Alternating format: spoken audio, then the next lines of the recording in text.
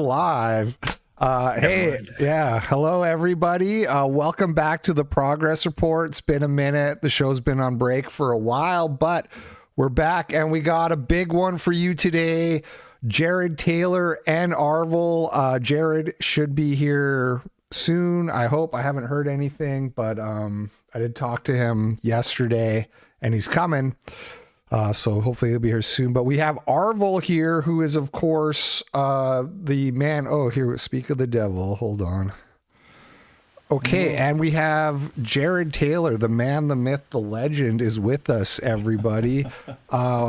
Very exciting for me. I don't usually, fanboy, but I've been following your work for a long time. Even before I was racially sort of like conscious or in line, I knew about you, and I always respected you, Mr. Taylor, because you're so you go against all the stereotypes you're taught about so-called racists, that they're uneducated, inarticulate, mean, sort of, you kind of destroy all those stereotypes. And I think that's why, so many people won't talk to you, quite frankly. Like, you don't get invited on these shows like Joe Rogan and stuff like that. Mr. Orwoll destroys all those stereotypes too. That's so true. That's so true. These days. I've learned from the best. But you're very kind to say so. Thank you very much.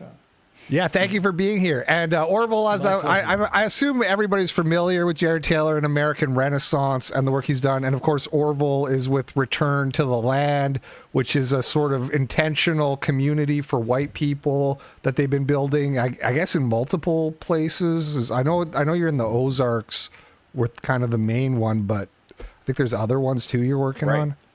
Yeah. There now are officially other Return to Land communities. We're not going to share the locations of the others except for members who are interested. But yeah, there's been a lot of progress, a lot of new members in the last few months. We're around 1,000 now. We have people in Europe, people in Canada, people in South America. And yeah, I mean, there's been a lot of progress also on the ground here in our first community, a lot of building, new families moving down. So signs are good.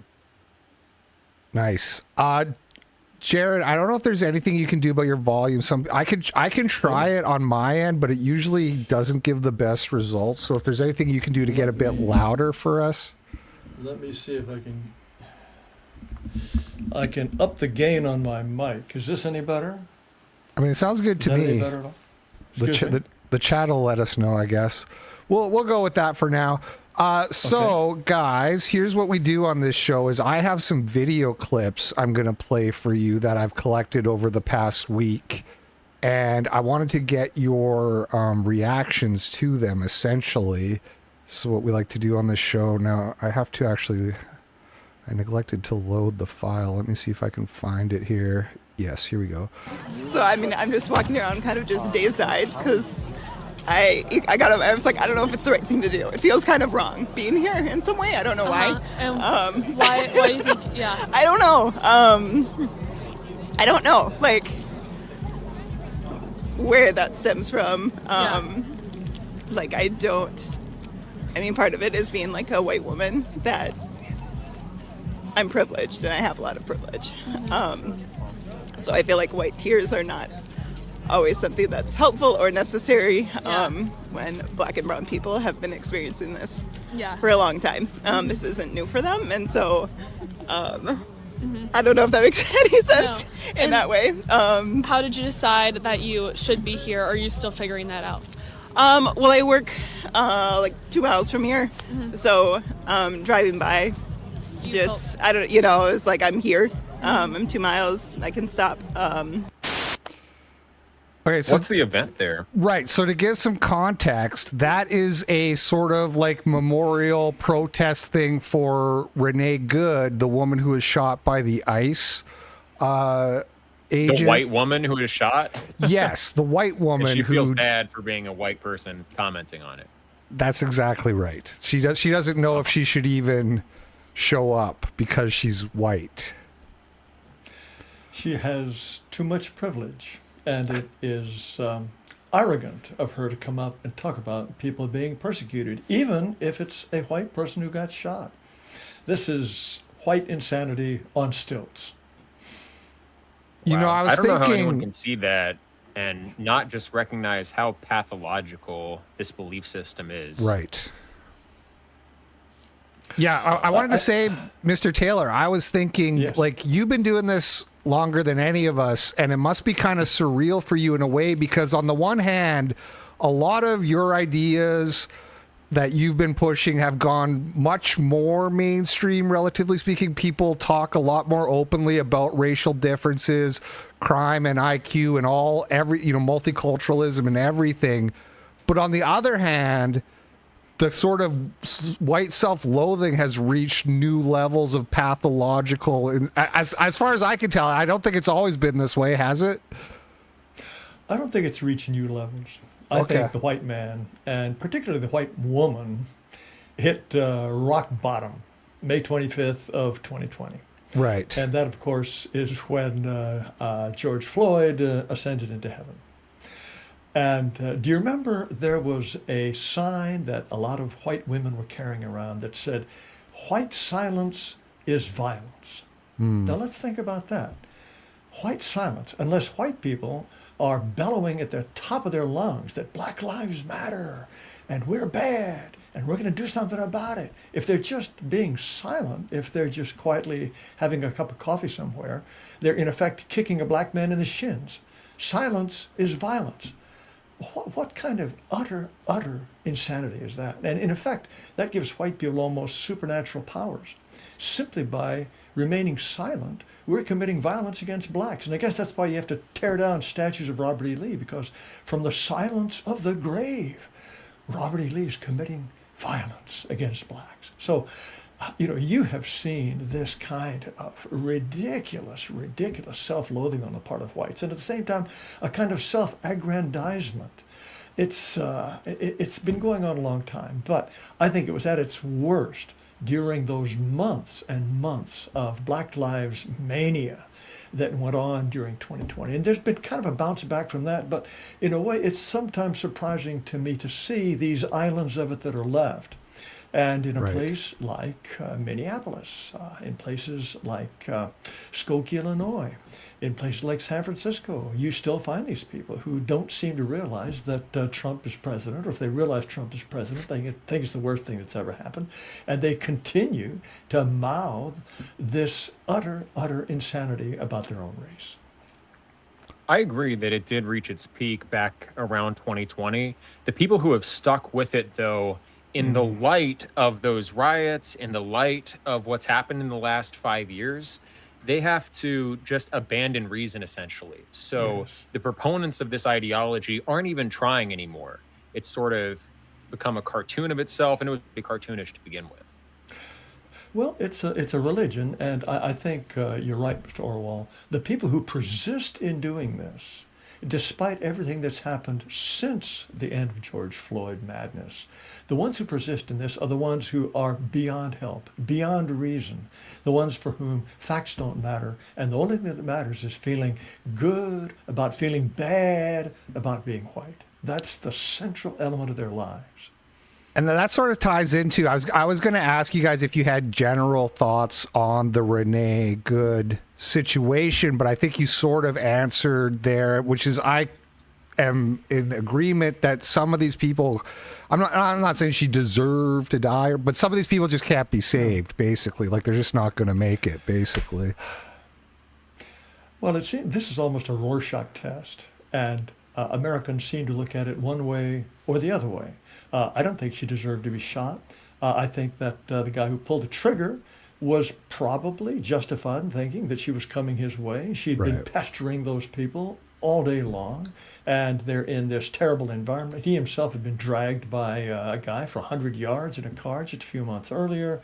This is the kind of thing, you put it before a jury, you show a jury all the evidence, all of the discussion, all of the expert testimony, and you say, well, did he justifiably feel that his life was in danger? And you'll get an answer. And if you get a fair-minded jury, you'll probably get a fair answer. My guess is that a fair-minded jury probably not in Minneapolis, would say, yes, it was unfortunate she got shot, but he was in legitimate fear of his life. But a jury could go the other way. These things are very ambiguous, and I certainly don't think she deserved to die. I think she's a lunatic. She's this weird lesbian, making trouble for Right. legitimate law enforcement officers, refusing to obey a lawful command. This is how it always starts. If they just do what they're told, nothing bad is going to happen. And I think a jury would have to be brought back to that repeatedly. She was committing a felony by obstructing the lawful acts of law enforcement officers enforcing the law. And it all stems from that. She was clearly delusional as well. I mean, these people believe that they still have some kind of power being out there in the street. They're so certain that their worldview is correct, so certain Yes. that ICE is evil, that they think they can do whatever they want, and including ramming a officer of the law with your vehicle. And I mean, I look at it and I say, she did something she shouldn't have done, and that is a possible consequence that you run that risk. See, I don't think that she was trying to run him down. I mean, we can't get inside her head at this point. I don't think that's the kind of thing, this weird lesbian married to yet another lesbian. What did he? She abandoned several families. She has children, several men. I don't know. She's obviously an unbalanced creature, but I don't think she's a homicidal maniac who really wanted to run this guy down with their car. I think they have this idea that this is the Nazi Gestapo. They are the Jewish resistance against the worst tyranny in the history of the world. They're playing out their fantasies of being heroes. And so that's why they go out and do what they do. They have no conception that these people are enforcing a legitimate law. When they're arresting illegal aliens, that's their job. And illegal aliens are here because they broke the law. This is something that is a basic concept they seem unable to grasp. It's smothered in their own sense of self-righteousness. Yeah, and Trump is removing the illegals because that's what we voted for. Right. I totally agree with all of that. And one last thing I want to say before we go on to the next clip. What you talked about with the, white silence is violence, it's funny to contrast that against what we just watched with this woman being like, oh, I don't even know if I should show up. I shouldn't talk, It seems like the recurring theme is you just have to constantly deprecate and self-flagellate as a white person, right? Well, everything else is sort of tangential to, are you just constantly down-talking yourself, basically? Maybe Mr. Orwoll has a different view on this, but it seems that a certain kind of white person, especially white women, have disqualified themselves from talking about anyone's suffering because they are coming from a place of privilege, as she put it. And so their job is simply to shut up and do what they're told by the vastly superior people who are the persecuted non-whites, the minorities, the people who suffered slavery and colonization. She is supposed to do what she's told by her moral superiors. That's my guess as to what her mental attitude is. Right. In a certain way, it's like a corruption of a noble instinct towards self-sacrifice, but instead of sacrificing your own personal well-being, you sacrifice your kin and extended family and race, which is just obviously evil. Yeah. Well, but you see, I wouldn't call it evil. It comes from this idea. I think they take great pride in saying, I am so morally elevated, I can criticize my own people. I have transcended racial loyalty. I am better than all those other white people.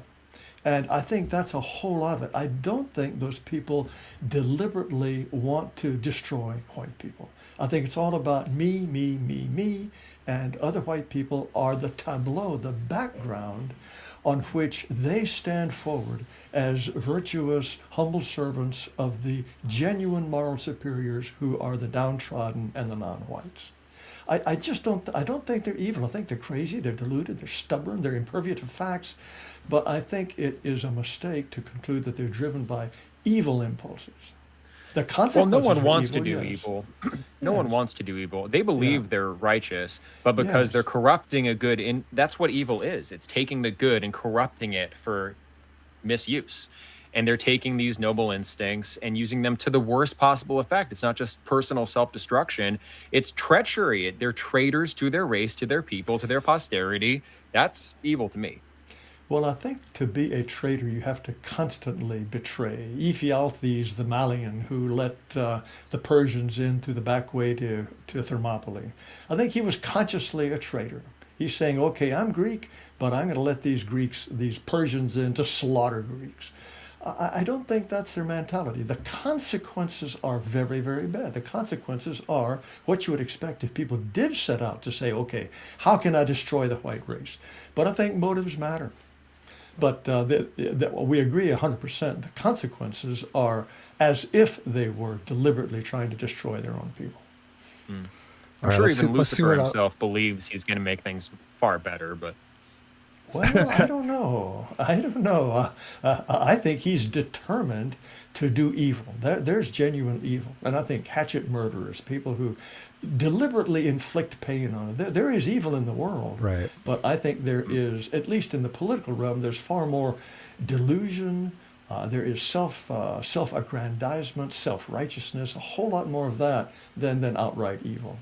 I mean, after all, remember, the people on the other side of the political view think we're evil. They think that anyone who thinks that white people have a right to survive, that we have a destiny, we have a history, we have a culture, and it's worth preserving, they think we're evil. I think that word just gets thrown around a little too much. I tend to agree with Jarod on that, but I agree also, though, that most people probably don't think of themselves as evil, including, like... Anyway, let's see what else we got here. Let's go to Lucifer. Yeah, let's go to the next clip. I got deported to Mexico because of ICE. This is my new house in Mexico. There's no McDonald's. There's nothing here. There's no KFC. There's no Grinch meal. In this dirty fucking country. Okay, I just had 2 cents I wanted to say about that, which is that, these countries, they're not so bad. People, these liberals, they act like they're getting sent to, like, working as a child slave in a mine in the Congo or whatever. And it's like, really, like, oh, like, what's your biggest complaint? You don't have McDonald's, You can have a decent life in Mexico, guys. Like, it's not the end of the world, Well, I have 2 reactions to that. One is, yes, most Mexicans who come to the United States, the country works better than Mexico does. There are pleasant parts of Mexico, and there are pleasant ways to live in Mexico, but by and large, you live better in the United States. Right. And so when you see these people fighting ICE, in Los Angeles, it was particularly spectacular. They're waving Mexican flags. And they're waving Mexican flags while they try to destroy ICE vehicles. What an irony there. They're celebrating Mexico, the very place they don't want to go back to. And then the other thing is, it's entirely as you say. I've been to Mexico several times. There are very pleasant parts, and in a way, I think Mexicans have a greater appreciation for white people in general than a lot of Americans do. You don't have this kind of assumption that white people are all wicked or that we're the cancer of human history. You don't get that sense at all. So, yes, it's not nearly as unpleasant as you say, but at the same time, they want to be here because it's better here. Right. It is better here. Definitely. Yes. No question. Why do they believe that Mexico is the way it is, though? Like, what's the logic? Who's depriving them of McDonald's? Well, they would, if they were really pressed, I think a lot of Mexicans would admit that they don't work as hard. They may be not as smart. They're not as motivated. I think a lot of non-whites are much more realistic about racial differences in inclination, determination, intelligence. If they were hopped up lefties, they would say, well, Mexico is not as wealthy as the United States because it's been exploited. The Yankees have been destroying our country. The Spaniards came and they wrecked it. We had this wonderful Aztec civilization, this Aztlan bronze continent that we lived in, and white people have destroyed it, and white people continue to suck the blood out of it. I think ordinary Mexicans, just like ordinary South African blacks, they have a much more realistic view. They say, well, white people just build different kind of countries. My guess is that would be the reaction.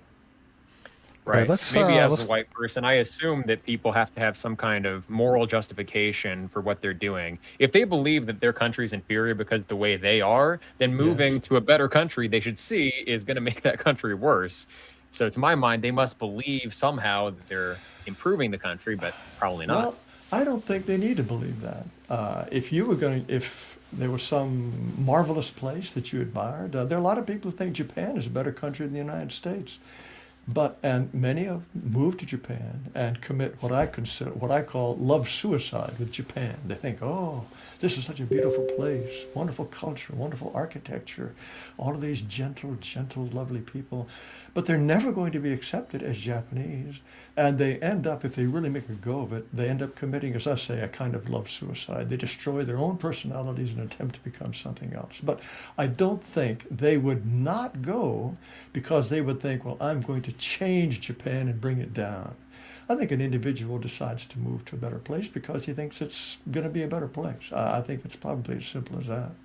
Yeah, it's self-serving fundamentally. These ladies were triggered by a paint swatch. Pantone announced last week that its color of the year for 2026 was Cloud Dancer, a bland off-white shade that Pantone said served as a symbol of calm in a hectic society. Hey, Pantone, you're fired. You really chose white? You chose white? And it is severely lacking pigment. It's white. Not a good look. The optics of this. Now, Pantone says that they chose Cloud Dancer as their color because it's a clean slate. But without action or change to this administration that we're going to be subjected to for the next 3 years, I feel like this color is gaslighting me because how can I be calm? This video that went crazy. I find it kind of ironic, right? Because they like to say like, oh, you white, so just because of the color of someone's skin, you don't like them, and we'll say, well, there's actually like a lot more to race than just skin color. And then meanwhile, they're literally just triggered by the color white. You know, the irony of it. I have a question for you, Mr. Hypocrite. Yes. And that is, could you possibly find a man making that same point? Yeah, Did you try? Possibly a male. I don't know if I would call him a man at that point, but it's maybe some real skinny soy boy. Did any of them? I Not that I'm aware of. No. I saw clips like that, and they were exclusively women. This kind of self-loathing, this kind of swallowing the baloney right down to the last crumb, it really does seem to afflict women far more seriously than it does men. Yeah. And probably a male leftist, a male anti-white person would try to be a little bit more coherent or consistent, and they would see that that is actually the bad optics move, attacking simply the color white. And then these women, all they do is ask incredulous questions. They don't say why it's a bad thing that the color white is being chosen. Yeah. Really? At a time like this? Let me ask you this, guys, because this is something that weighs heavy on my mind. You know, you see frequently on Twitter, you'll see, white liberal women are the worst, and no one hates white people more than white women. And, it hurts me. I know there's like where they're coming from, but I also don't want to like hate white women. You know what I mean? No. So how do you square, how do you square that circle? How do you love your own people when they're all crazy, or half of them are crazy, or a quarter of them, or whatever? How do you sleep at night knowing that, Mr. Taylor, Aarvoll? What do I do with that? Well, Aarvoll, what's your view on that? I would bring back up Lucifer, actually. So the best, Lucifer was like the highest angel, right? The best, when corrupted, becomes the worst. I love white women, but because they are intelligent, creative, they have a lot of independence compared to women of other cultures very often, they can go astray more than maybe that traditional East Asian woman or Mexican woman, and you're going to have to take the good with the bad. Yes, I love white women too. I think all white men do. And the trouble is, I think women are more susceptible to surrounding influences, for good or for ill. And ultimately, it used to be that men created the zeitgeist. Now we have women at work creating the zeitgeist. We have more women in college than men. We have far more women administrators in universities, women professors, women legislators, women newscasters, women newsreaders. In Europe, you even have political systems that require a certain number of female candidates. This kind of glorification of women, putting them in roles to which I do not believe they are evolutionarily suited, just gives it a kind of what do you call it? It's the opposite of a virtuous circle. It's a Vicious cycle. A vicious cycle. Thank you. A vicious cycle that builds on itself. Women who do tend to absorb surrounding attitudes are then creating the very attitudes that other women, they will look to their sisters and are more likely to absorb. Men lost control of their society in that respect. I think that's true practically in every Western society. And how do you get it back? That's a very tough thing. And there's no question that in the past, when men ran things, unquestionably, there were smart, capable women who were deprived of an opportunity to express their brains and capability. What is the correct balance? I don't know. But if white people are to survive, they are certainly going to have to change sex roles in some fundamental way back towards a more traditional male role and female role. I mean, look at our birth rates. That alone is a terrible indictment to our society. We can't even reproduce ourselves. All of this, I think, is bound up in the same kind of thing. And how do you put this genie back in the box? That's going to be a terrible problem. You could wave a magic wand and say, okay, we've got an ethno-state now. All right. How do you get the birth rate above sub-replacement fertility? A terrible, huge problem. Yeah. I guess for me, I worry about that rhetoric too. Like when people say like, "Oh, white women are the worst," or "No one's worse than white." You see that a lot, and I kind of have like this defensive reaction of like, "Oh, you're trying to divide us," you know. So I appreciate what you're saying, because I guess my 2 cents is we should approach it with a bit of nuance and a bit of tenderness to try to realize that we have to somehow try to fix, and not just like hate people and mock them and ridicule them. No, it is a temptation to mock people who make fools of themselves. Like that first clip you showed. It's very easy not to mock a person like that. But these are our wayward sisters. And you're absolutely right. We have to approach them with patience and love and tenderness and bring them back to a sane way of viewing themselves, basically. I agree 100%. Women are very sensitive to context. You know, men kind of set that cardinal direction. They think on principle. Women are negotiating who is in a hierarchical position above me, what's the pecking order, who should I form a relationship with. And so if you put them in the right context, their instincts will kick in and they'll find their place. But right now, if they're looking for who's the authoritative person, well, it's the mainstream media or it's the university professor. It's people who are telling them to be a boss woman and not something else. Ironically, they assume these positions of authority themselves because they're told to. And so the only choice is really become more authoritative ourselves by building our own spaces, I think, and then making those hospitable spaces for women to thrive in the way that they're actually built to thrive. Yes, for years. I mean, I've been in this movement for a long time, and people have always complained about how, well, there are not enough women. Well, I never worried about that. Women will go where the attractive men are, where they see power, where they see money, where they see influence. And as our movement gains in stature and gains in influence, they will come. I see it happening already. Young Republicans, many of them are really racially wide awake, and you find a lot of attractive young girls among them. They're not drifting off into the lefty camp nearly to the extent they used to be.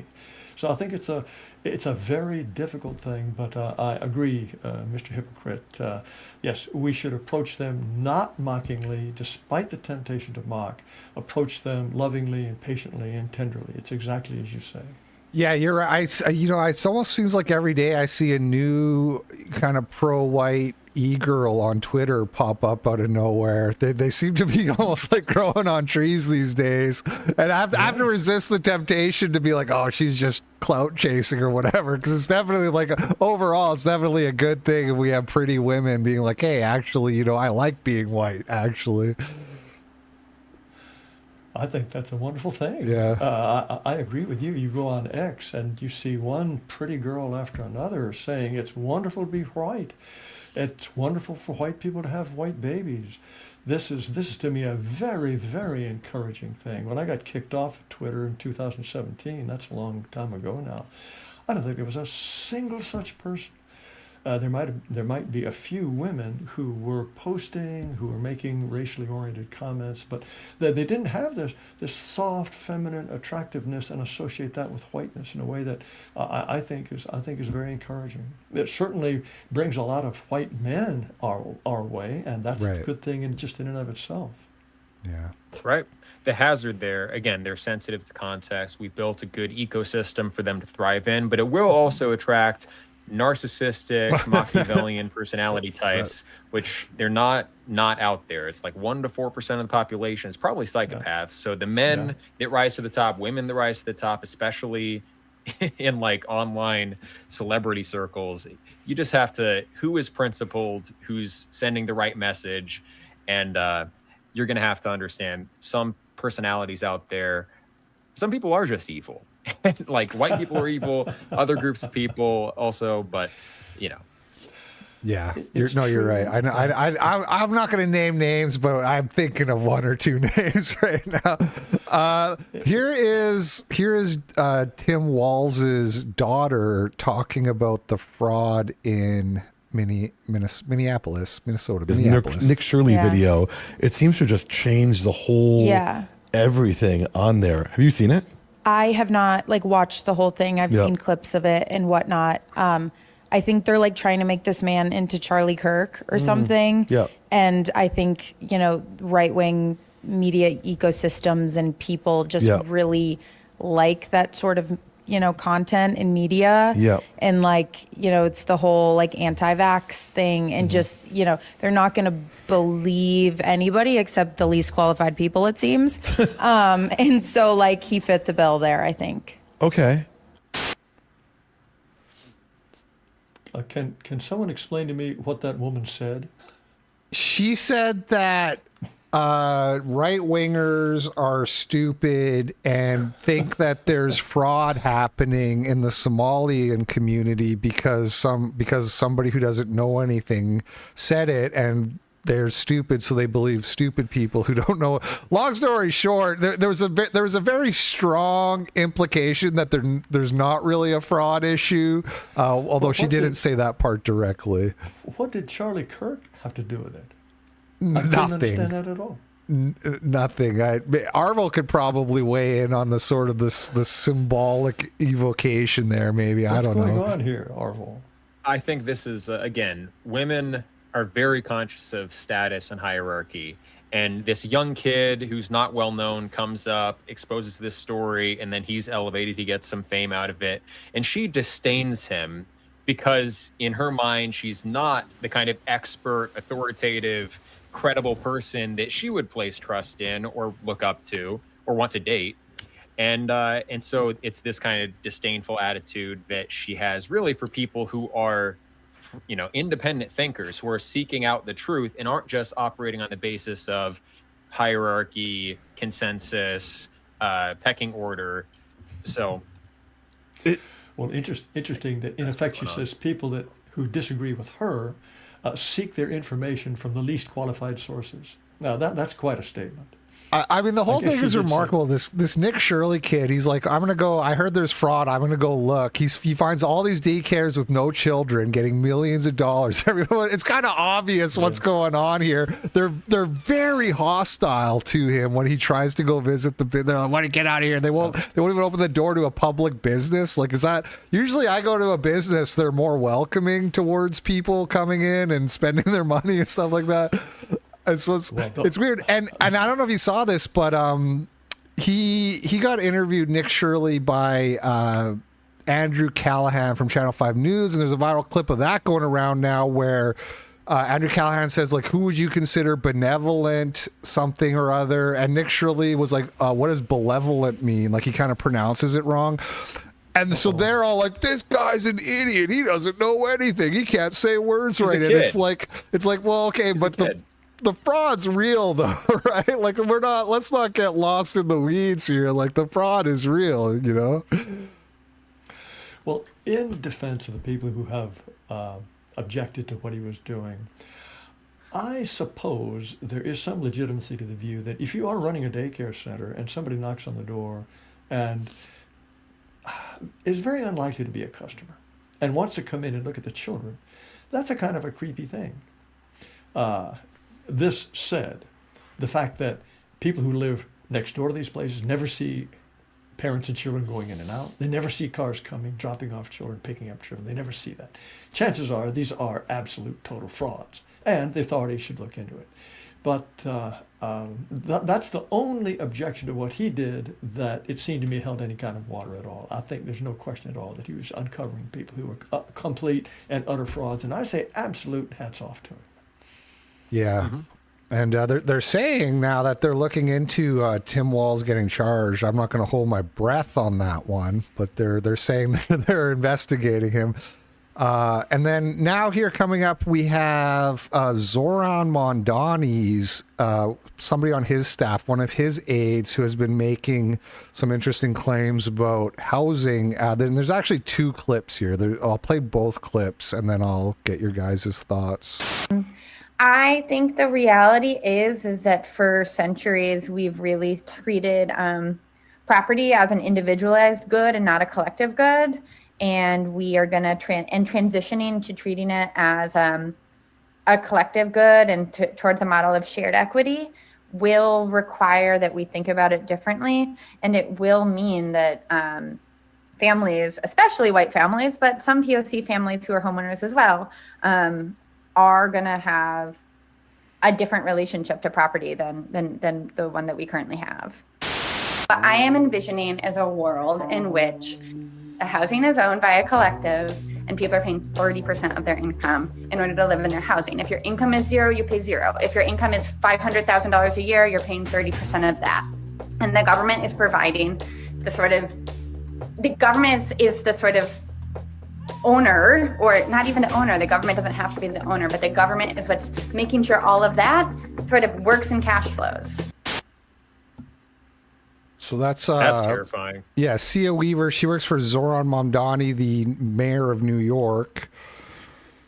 And I don't know, do you guys, I have something I want to say, but maybe you guys want to go first? One of you? Well, sure. She's his official tenant advocate. And she got into a little bit of trouble because I believe it was the New York Post tracked her down outside her apartment and confronted her with the fact that her mother lives in a $1.4 million mansion in Nashville, Tennessee. And the reporter wanted to know, well, so white people are going to have to share their houses, basically. They're going to have a different attitude, different approach towards private property. It's going to be a public property. Who's going to move in to your mom's place? And she burst into tears and ran inside her house.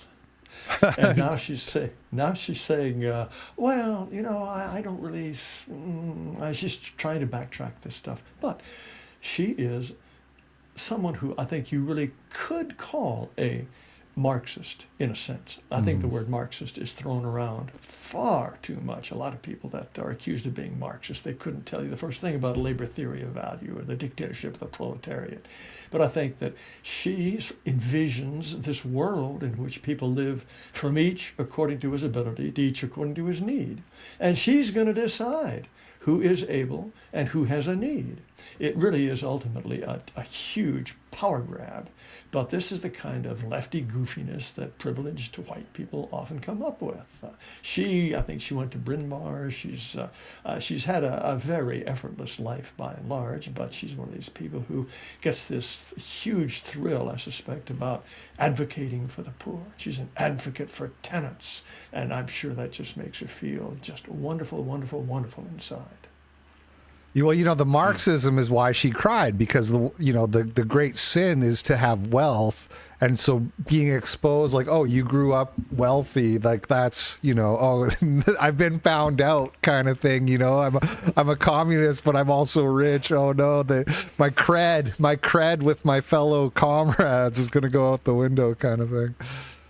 And her whole worldview is based on cred. She was in these exclusive circles where signaling more and more left-wing ideas got her social approbation. And so that's what she believes, not because she really thought it through or probably understands it particularly well, simply because that's what was rewarded in her environment. And, New York City liberals, that's got to be a den of Marxists, if there is one. So, yes, I think that's true. I think very frequently you get people who say this kind of thing and no one holds their feet to the fire. It's like the people who say diversity is our strength, and you try to get concrete examples of this, or you try to show them just how diversity of race and religion and language can be a source of constant tension. They've never ever had to deal with the concrete reality of what they're proposing. And that's why sometimes, certainly in the early days when I was debating people on some of these subjects, I almost felt sorry for the people that I was debating with, because all they ever did was think in terms of slogans. And when you try to dissect a slogan and say, okay, well, what does this mean? What are the practicalities of this? What if you have a nice home? You're just going to share it with 25 people? They burst into tears. It's really very sad. So I think, Aarvoll, you're absolutely right. This is the kind of thing she's been rewarded for saying and has never, ever had to think seriously about it.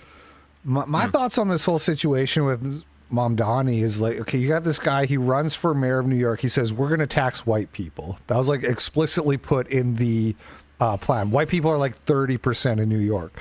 I saw interviews before the election of people saying, I can't wait to vote in Mamdani and start taking money from white people. Whitey's finally going to pay up. I saw videos of that.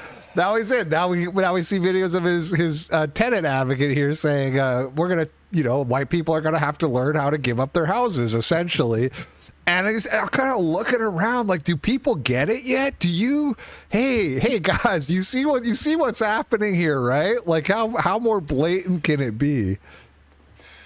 Well, do you remember his acceptance speech in which he talked about the coalition that came together to put him in office? And he talked about, the Somali taxi cab driver, the Ethiopian restaurateur, the Guatemalan bodega man. He listed all of these people. Not a single non-immigrant, not a single white. And to my surprise, he didn't even throw a bone to American black people. Every one of these groups was an immigrant. And I believe, then he went on to say, immigrants have made this city, immigrants drive the success of this city, and now an immigrant is going to run this city.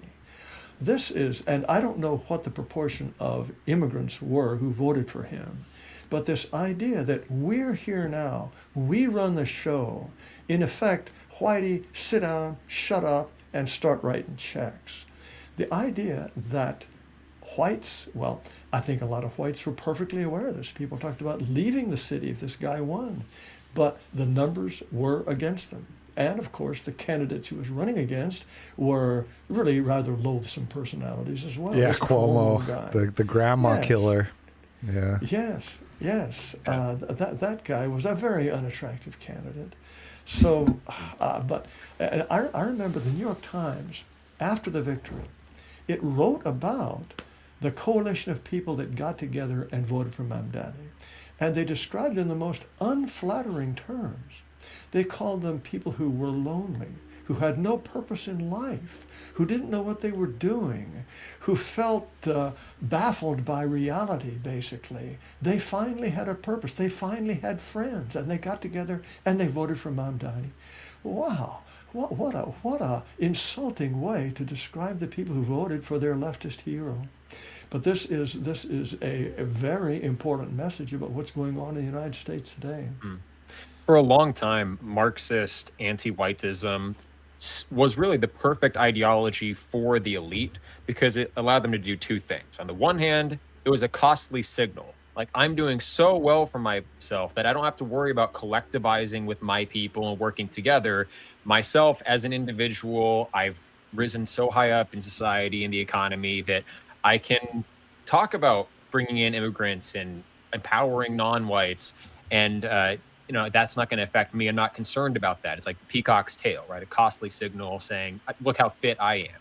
And then at the same time, elites do bring in immigrants, and that undercuts wages for the middle class, who is their true competitor in some sense. And then what happens is you actually do bring in all these immigrants, you keep on uttering these slogans and raising generations of kids on it, and it gets out of hand. And now I think the cat's out of the bag, and their Gollum has kind of turned on them. And I wonder what happens with New York City. It'll sure be interesting to see.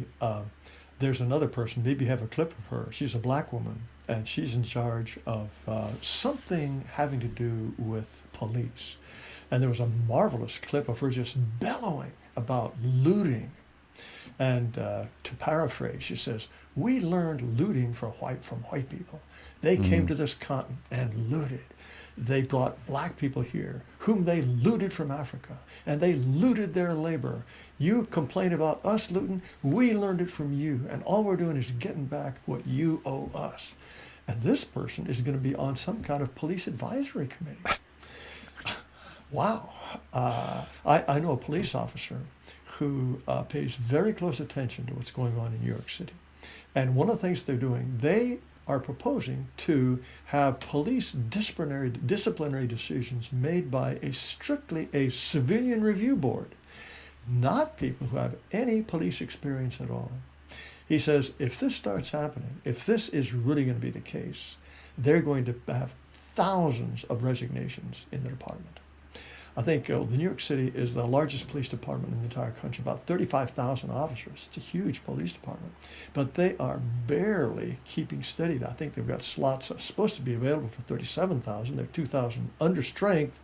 But if Mamdani really starts doing that, if the first time some cop gets hung out to dry just for doing his business, in order to please his lefties, he throws this guy to the wolves, there could be thousands of police officers who say, nope, I'm going. I'm not even vested in my pension, but I'm going.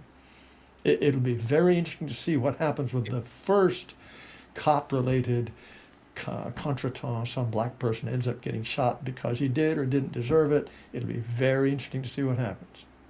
It's kind of sad, but you almost want to see it so that maybe some people will be woken up by that, Yeah, it does seem to take some extraordinary sock in the face for some people to see the obvious.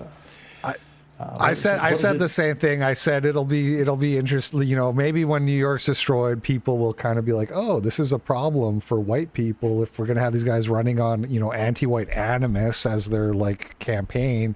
I got in a lot of trouble for that. Oh, so you want to see people get hurt? Well, look, man, let me just say this. I'm glad I'm not in New York. Am I allowed to say that? I'm glad I'm not there, but good luck to everybody else. Yeah, I like New York. I lived in New York from 1970 to 1981. At probably its most dingy, dark time. It had a black mayor by the name of Dinkins, David Dinkins. He was terrible. crime was bad, everything was bad, but it's an exciting place. I was young, I was single, I lived right in sort of the theater district.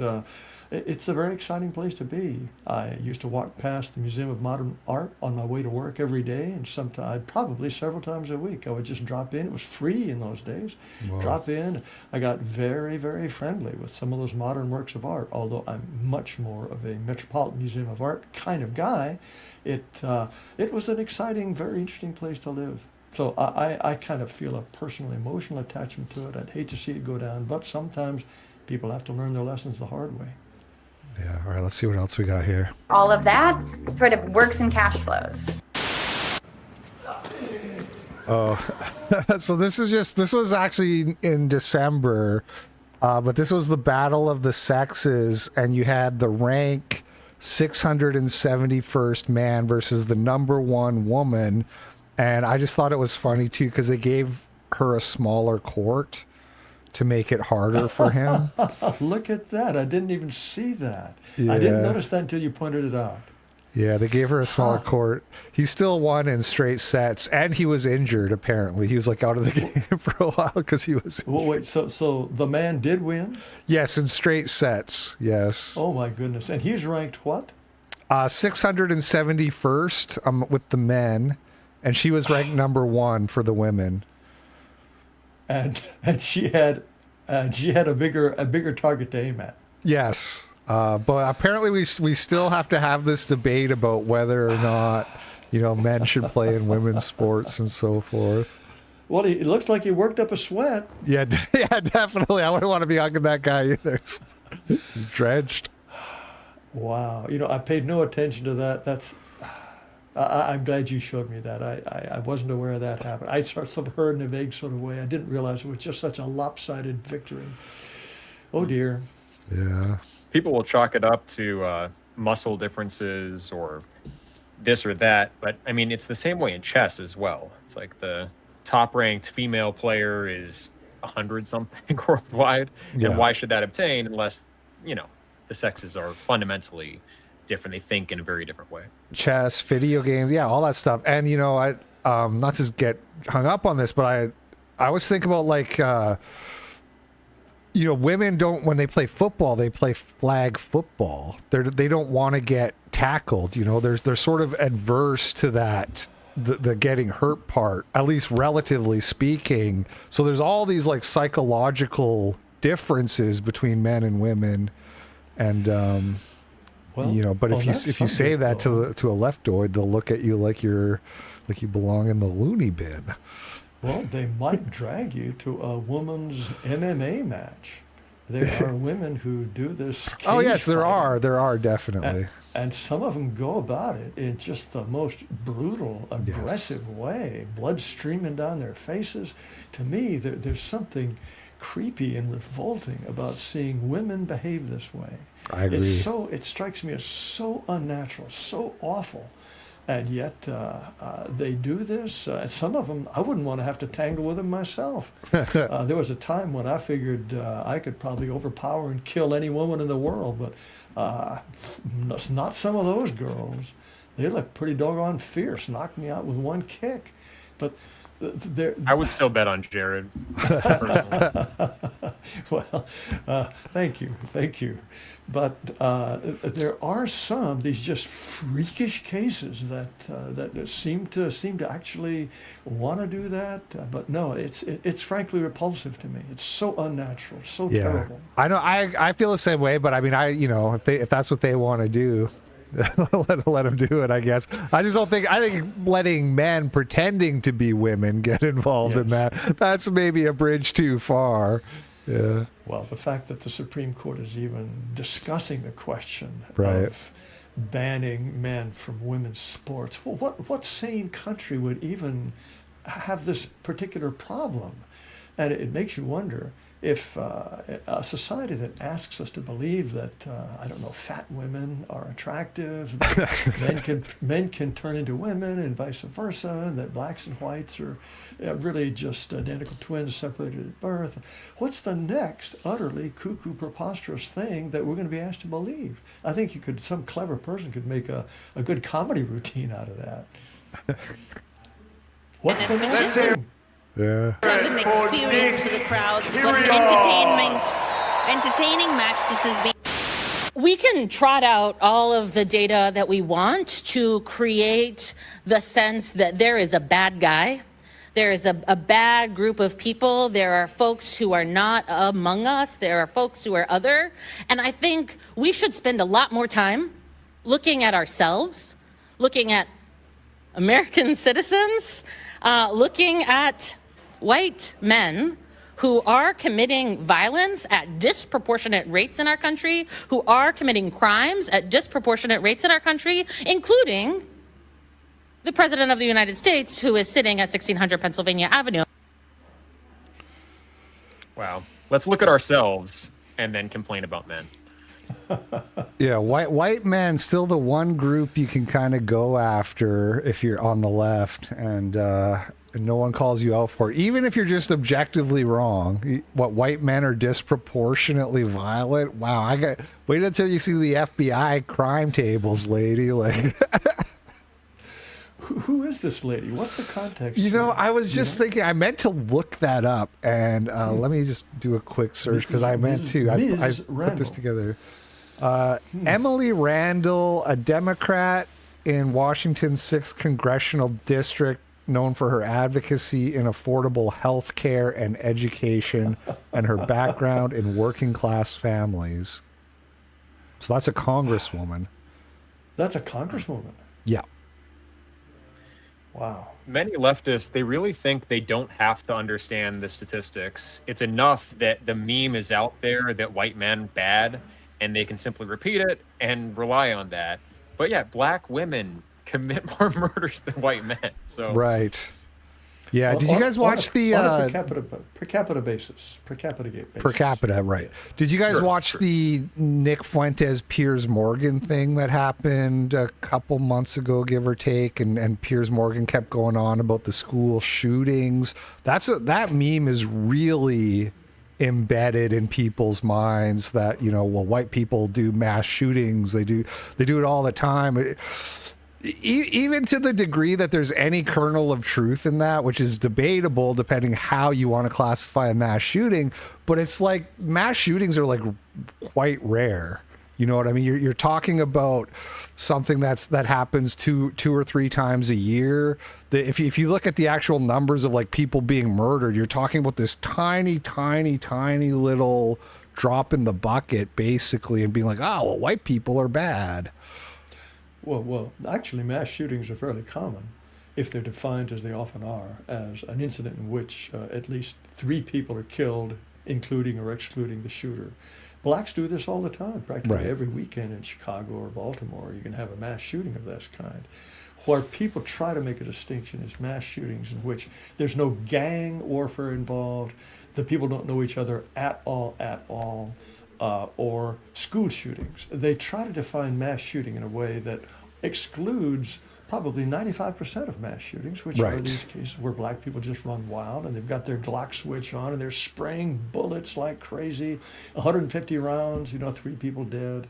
Those are mass shootings and they're very common. But the cases in which a white person gets up and mows down, some of the most notorious ones are Dylan Roof in South Carolina. I think he killed 9 black people. Of course, he spent an hour and a half praying with them, a really psychotic, weird, outlandish case. But no, these are very, very... I never knew that. He went in there and spent 90 minutes praying with them before I had never heard that before.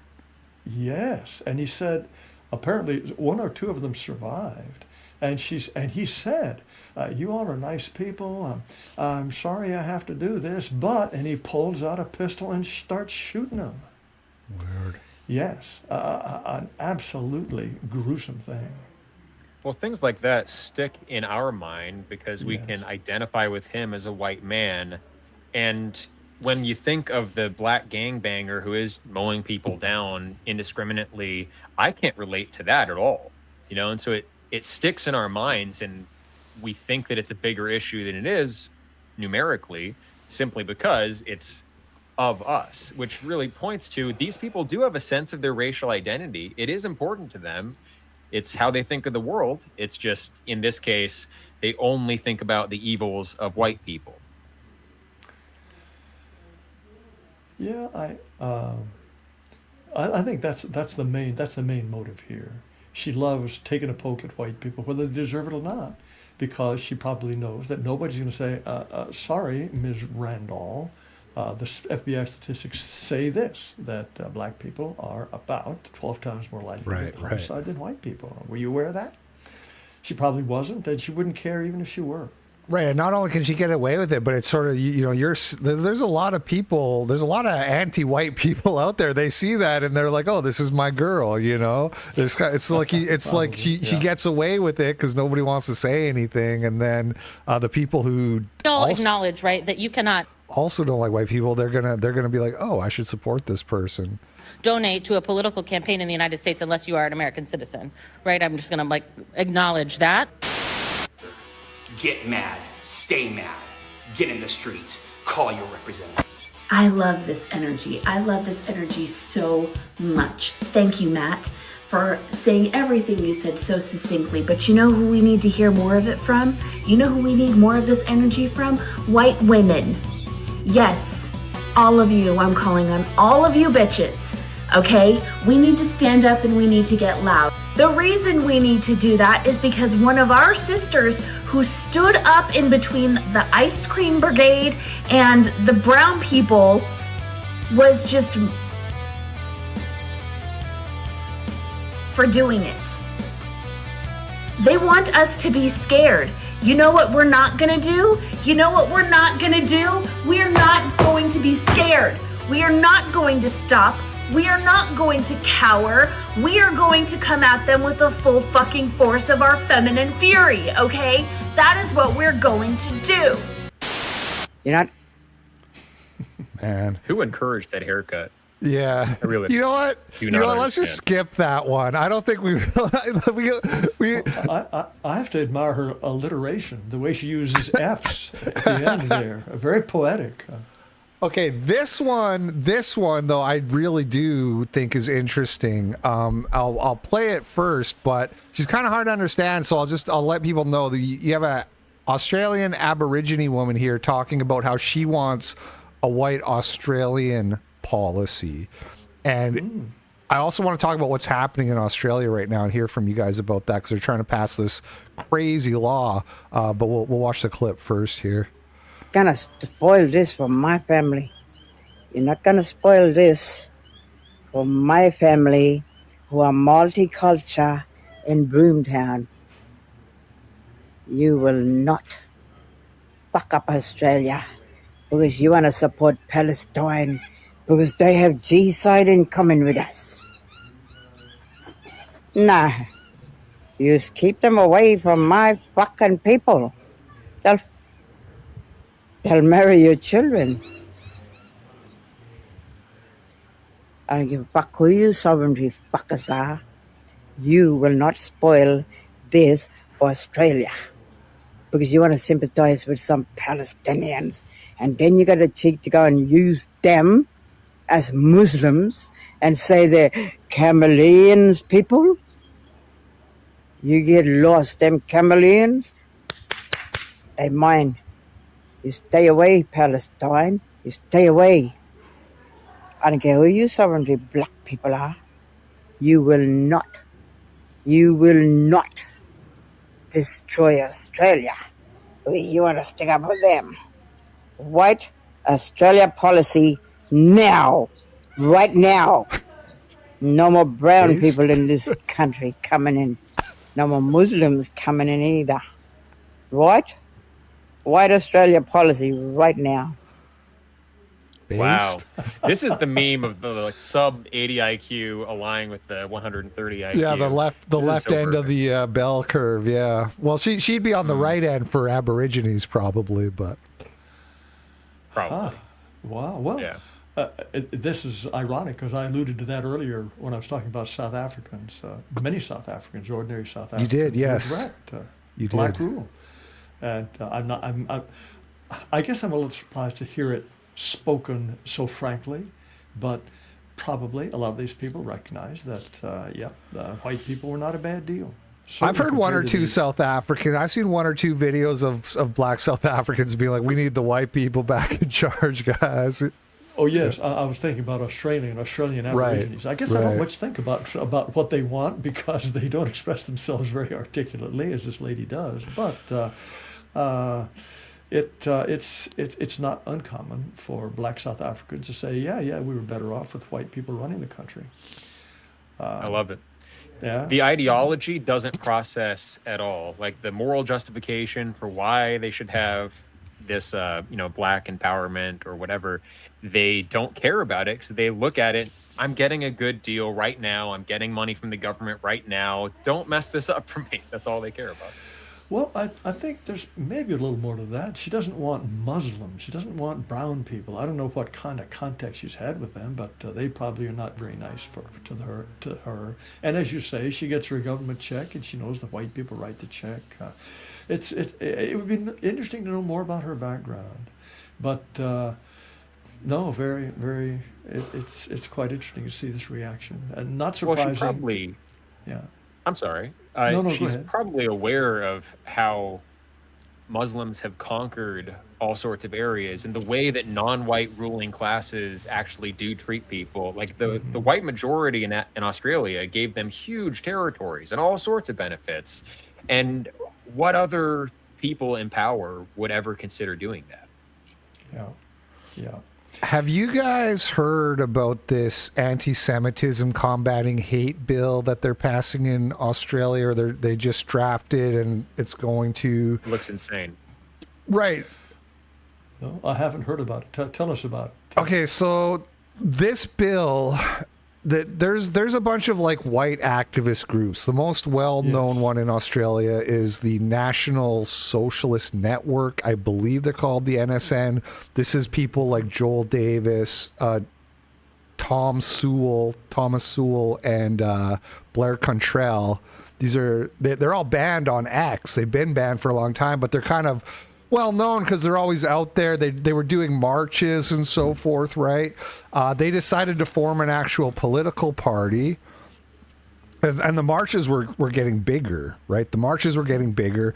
They had to get 1,400 signatures to form a political party in Australia. They quite easily got like 3,000 signatures just to like prove a point, I guess. And we're making a party. And so now there's this bill's being passed that says that some guy in the government can unilaterally declare that your group is a hate group, and then everybody goes to jail for 7 years, and that they can do this retroactively if you've ever displayed a hate symbol in the past. So if you've thrown a Roman salute at any time in your life, they can say that group's a hate group. We're putting everybody in jail. And it's so serious that all these groups have preemptively disbanded. They've shut down the group. They're all one of these guys, Joel Davis, he's been in jail in Australia for at least, I don't know exactly, at least like 6 weeks, give or take, because he had posted on Telegram. Some Australian woman said something, and he posted to his followers. He said, "Go rhetorically rape her on X," and he put a link to the X, and so they interpreted this as a violent threat. And he's been in jail for 6 weeks without trial. He missed Christmas and all this stuff. I heard he missed the birth of his daughter too while he's been in there. So they're like serious. They're serious about like we're just gonna put you in jail for being a Nazi or whatever, you know. Speech that vilifies other groups or even that causes fear. Right. And there's no metric for, what actually constitutes speech like that. It's just, like he said, this arbitrary government official's decision. So a single person can make this decision, or a committee, or the wording in the bill, what is it? What do they say? They say without procedural. I read it on stream like 2 days ago. Basically, they don't need due process. Is basically what the bill says. It's just some guy who's in that office, whatever the appointed office is, he can just make that determination. It's not like you don't go on trial or whatever. You probably would go on trial when they try to put you in jail, but for calling the group a hate group, there's no kind of process for that. And it's clearly aimed at the NSN and people like Joel Davis and Tom Sewell. And yet this is supposedly a reaction to the Bondi Beach massacre, which was a Muslim shooting a bunch of Jews. So...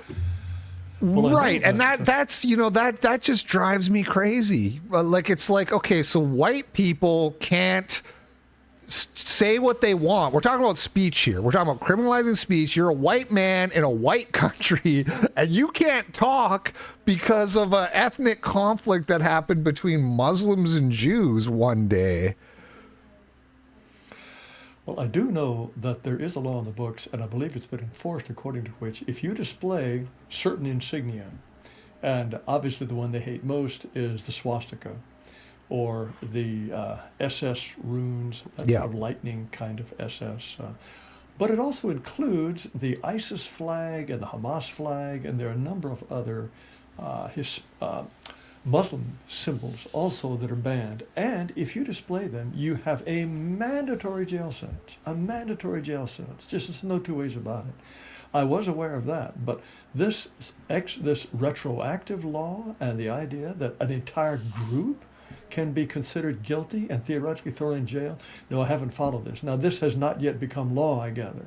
No, I think on January 26th. It's being argued right now. Yeah, people are saying it's going to pass, if it does, on January 26th. And so you have all these activist groups, these pro-white activist groups are preemptively disbanding because they don't all want to get thrown in jail. Well, remember, there was a proposal to legislate the creation of something called The Voice. And this organization was going to be composed of Aboriginals and Torres Strait Islanders, who are another sort of little group of Aborigines. And they were going to have a very powerful say in legislation of all kinds. But that failed. That failed. All the lefties were pushing for it just as hard as they could, but it did not pass.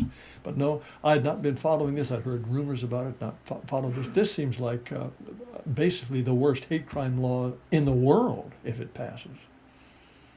It would be. I think it's so blatant, especially retroactively punishing things that people said years ago. Yes. I mean, the National Socialist Network has tried very hard to obey the existing laws, even though as they stand, they're a bit draconian and not the kind of free speech we have here. No. And now they can go back in time and punish you for things that you did on Telegram. I think what's happening to Joel especially is so wrong. I mean, he has been a little edgy, you might say, but this guy he's an intellectual. He's starting a family. He's the kind of person who years ago was on YouTube streaming Immanuel Kant's Critique of Judgment. You know, he's like, he has substance. And to see this kind of abuse, this unintellectual, no engagement, simply like stamping down people, like weak people, really pathetic people trying to oppress men who I personally admire, which is honestly not a lot of guys. Like you, Jarod, Joel, and a handful of others, and Tom Sewell, and to see them repressed like that, I think that actually will wake people up. And the 26th is Australia Day, so that's like their national day of celebration for their heritage. So I think it's very bad timing, and I'm actually optimistic about Australia because the sentiment is so strong against mass immigration. Like everyone knows about Thomas Sewell and Joel Davis. There's nothing else going on in Australian politics. So whatever they do to respond to this, that is Tom Sewell and them, I think it's going to be effective. If I understood you correctly, they're going to vote on this bill on Australia Day? Is that what you're saying? I believe it's actually being debated currently. The 26th is Australia Day, though. Wow. Well, let us hope that good sense prevails. I mean, this would just be an absolute outrage. I'm sure, that would be something that J.D. Vance and Marco Rubio might impose sanctions over. I mean, that would be just a seriously terrible thing. They've talked about that sort of thing, and I guess this would really be, the rubber hits the road now. What are you guys going to do? Yeah, that's a good point. Yes. I would love to see that. Yeah. if the Australians go through with something as outrageous as that, I just don't see how the Trump State Department can remain silent. Maybe it's going to be too busy attacking the Iranians, but this is just a colossal outrage. Yes. All right. Let's see what else we got here. Coming in either. What? White Australia policy right now. ICE just murdered a woman in Minneapolis. Now, ICE killed a white woman, which is interesting because obviously their rallying cry is defend the homeland. Parentheses, against niggers, Mexicans, Muslims, etc. So why then, you ask, are there so many black and brown ICE agents? And why would they kill a blonde-haired white woman? Because what you got to understand is that white supremacy is and always has been a front. It's a cover for capitalism. It'll use Uncle Tom's, case in point, Sam L. and Django, and it'll kill white people. John Brown, the famous white abolitionist, in order to keep exploiting you. It's not and has never been about race. Race is fucking fictitious. It's some shit that they made up to justify the pillaging of Africa for free labor. And my mind is blown. All this time, I've just been a capitalist. Here, I thought I was doing something for my people. Wow. I've been getting more and more capitalistic, apparently, over the past few years. Is that true, or is that a joke? I think he's well, by his definition. Oh, okay, got it. Yeah. Well, obviously, of course, capitalism grew up in all white societies. Where's the racism in that? John Locke, the invisible hand, all of that. That's part of the Industrial Revolution. Right. Joint stock corporations, double entry bookkeeping, started in Holland. This is a European invention. And the idea that somehow it's just a cover for, or what is it, racism is to be exploited, it's manipulated by capitalism, and race doesn't matter. And I have a hard time following this guy. Now, there is one thing. He's too smart for us. He may be too smart for us. There is one thing that has often been said is that the bosses, this is capitalist lingo, or at least rabble-rouser lingo, the bosses want to keep black people and white people at each other's throats so they can divide the working class and pit one worker against another worker and keep everybody down. Right. They usually, they still say that. They just say billionaires now more. They say, oh, it's the billionaires want us, they don't want racial unity. That's what they fear the most. Yeah. Yes. Well, it's sort of true. They don't want racial unity. Therefore, they're bringing people of foreign races in to undermine our wages and our political lobbying power. It's like they're sort of right. It is sort of true. There was. I remember that Amazon internal study leaked where they discovered that more diverse workforces were less likely to unionize. So there is some truth to it. Like the Assyrians moved people around so that they wouldn't be near their neighbors and their countrymen so that they could control them. Yeah, I mean, the elites do want racial disunity, but that's why they bring multiple races together, because automatically that's going to result in disunity. It's also interesting, this guy's talking about ICE as if the explicit purpose was like white supremacist and getting rid of brown people. Which just shows like these people are living in such an echo chamber where the memes they hear and the characterization of these institutions, that's it. And then the way he talks about capitalism, it's just a handful of buzzwords and talking points that are recycling around in the same echo chambers. And it's like, how do you engage with it? How would I have a conversation with this guy? Where would I start? Well, it would be a trick. I remember having a conversation with a guy named Gibran. He was the grandson of Khalil Gibran. He teaches at Harvard. And basically, he argued that every single piece of power structure in the world is white supremacy. And he even argued that Xi Jinping is really a white supremacist, that his power comes from white supremacy. Again, where do you begin with somebody like that? But this guy is a Harvard professor. Really? Well, he was teaching at Harvard then, yes. But Xi Jinping, yes, he uses white supremacy in order to achieve the power in China. I said, well, how does that work? Where are the white people and where's the supremacy? And how does it fit in? He says, oh, no, he believed all that. It is true that lighter skin is valued aesthetically in China. So... Okay, that must be it. That hadn't occurred to me. That's it. Yeah. Americans. This stolen land mass is what enabled America to become the richest country in the history of the world. And the longer that you're concerned with hating me for my race, the richer they get. Wide, and it's considered that even that number you're seeing there, 233 to 521 billion dollars a year, that's probably on the low end, that it's actually much higher, because that just comes from a small number of federal agencies that actually report improper payments. Medicare, Medicaid hold the largest share of that. So now this major fraud investigation. Yeah. I just sent my tax check for the quarter to the government, so roads should be fixed any day now. This fraud stuff is crazy, man. I'm a little angry. I don't know about you guys, but I feel like there's a lot of problems. Well, whenever they come up with an estimate of the amount of fraud, or they tell you, okay, we detected this much fraud, to me, that's an admission that mountains of fraud went undetected. It's a little bit like the Biden border control. Well, we saw X number of getaways. These are people we saw crossing the border, and so we know they're in.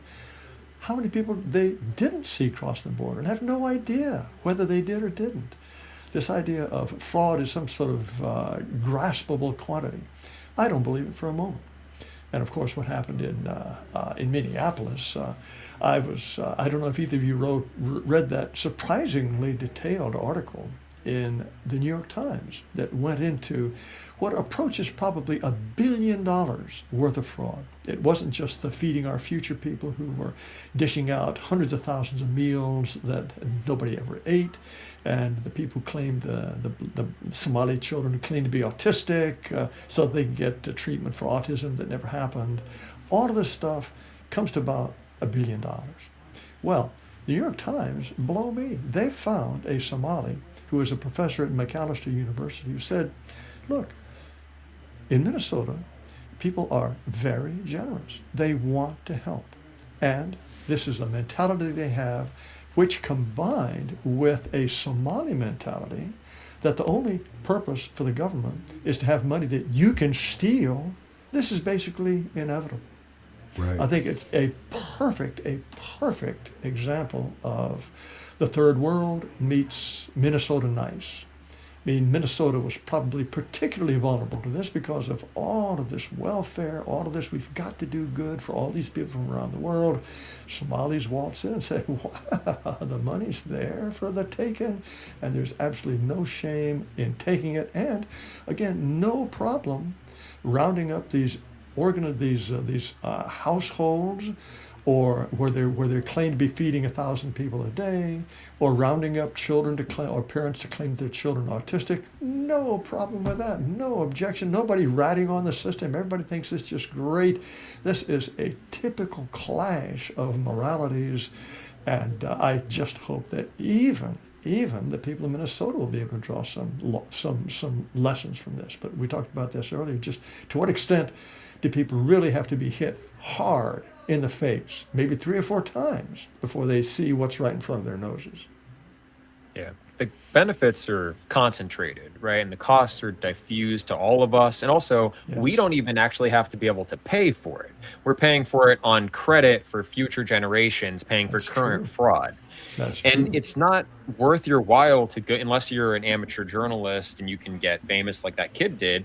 It's not worth your while to go expose this fraud if you're in the system as well. It's like, generally, cops don't actually rat each other out when there is fraud and wrongdoing in police stations, because they're going to become unpopular when they do that. Or politicians, it's in their best interest to give contracts to their buddies, and they know that some of that's going to be graft and wasted and embezzled and everything else. And so individuals and small groups benefit tremendously, and the rest of us pay for it. But we don't have like some oversight that's built into the system to constantly root this out, and bureaucracies grow over time. Even if we didn't have the issue with mass immigration and non-whites, I mean, it would be a lot better, because we built a high trust society where we kind of self-regulate. But then if you throw in non-whites into the equation as well, I mean, I've been in government buildings and walked through the halls and seen just how often these people are not at their desk doing their job. For them, it's a paycheck, and it's we, the suckers, who are paying for it. Yes, that's certainly true. And at the same time, I believe that the authorities who were ladling out these bucketfuls of cash, they began to suspect that some of this was fraudulent. And they went to Feeding Our Future, and they said, look, this doesn't look good. And the people running Feeding Our Future, one of them racist. Well, yeah, exactly. Called them racist. I saw that, yeah. And they pulled in their horns. Even the New York Times reported this. Yeah, they said, we're going to go to the media. We're going to tell them you're racist. You're being racist. That's right. Yes, and boy, are you going to suffer when we call you racist. And they pulled in their horns. But eventually, if it gets found out, Tim Walz is not going to run for governor again, probably because of this. Oh, he already said he's not running, yeah. That's right. Well, but I say probably because of the exposure of this terrible fraud that happened under his watch. Now, was he personally responsible for this? I don't know. But he seems to have been so embarrassed by this, he's not going to run again.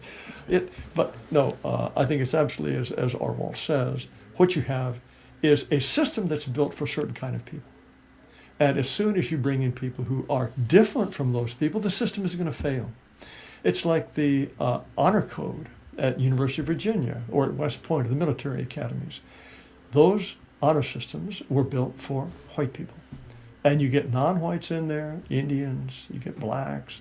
It just doesn't work. It just simply doesn't work, and you have to abolish those honor codes.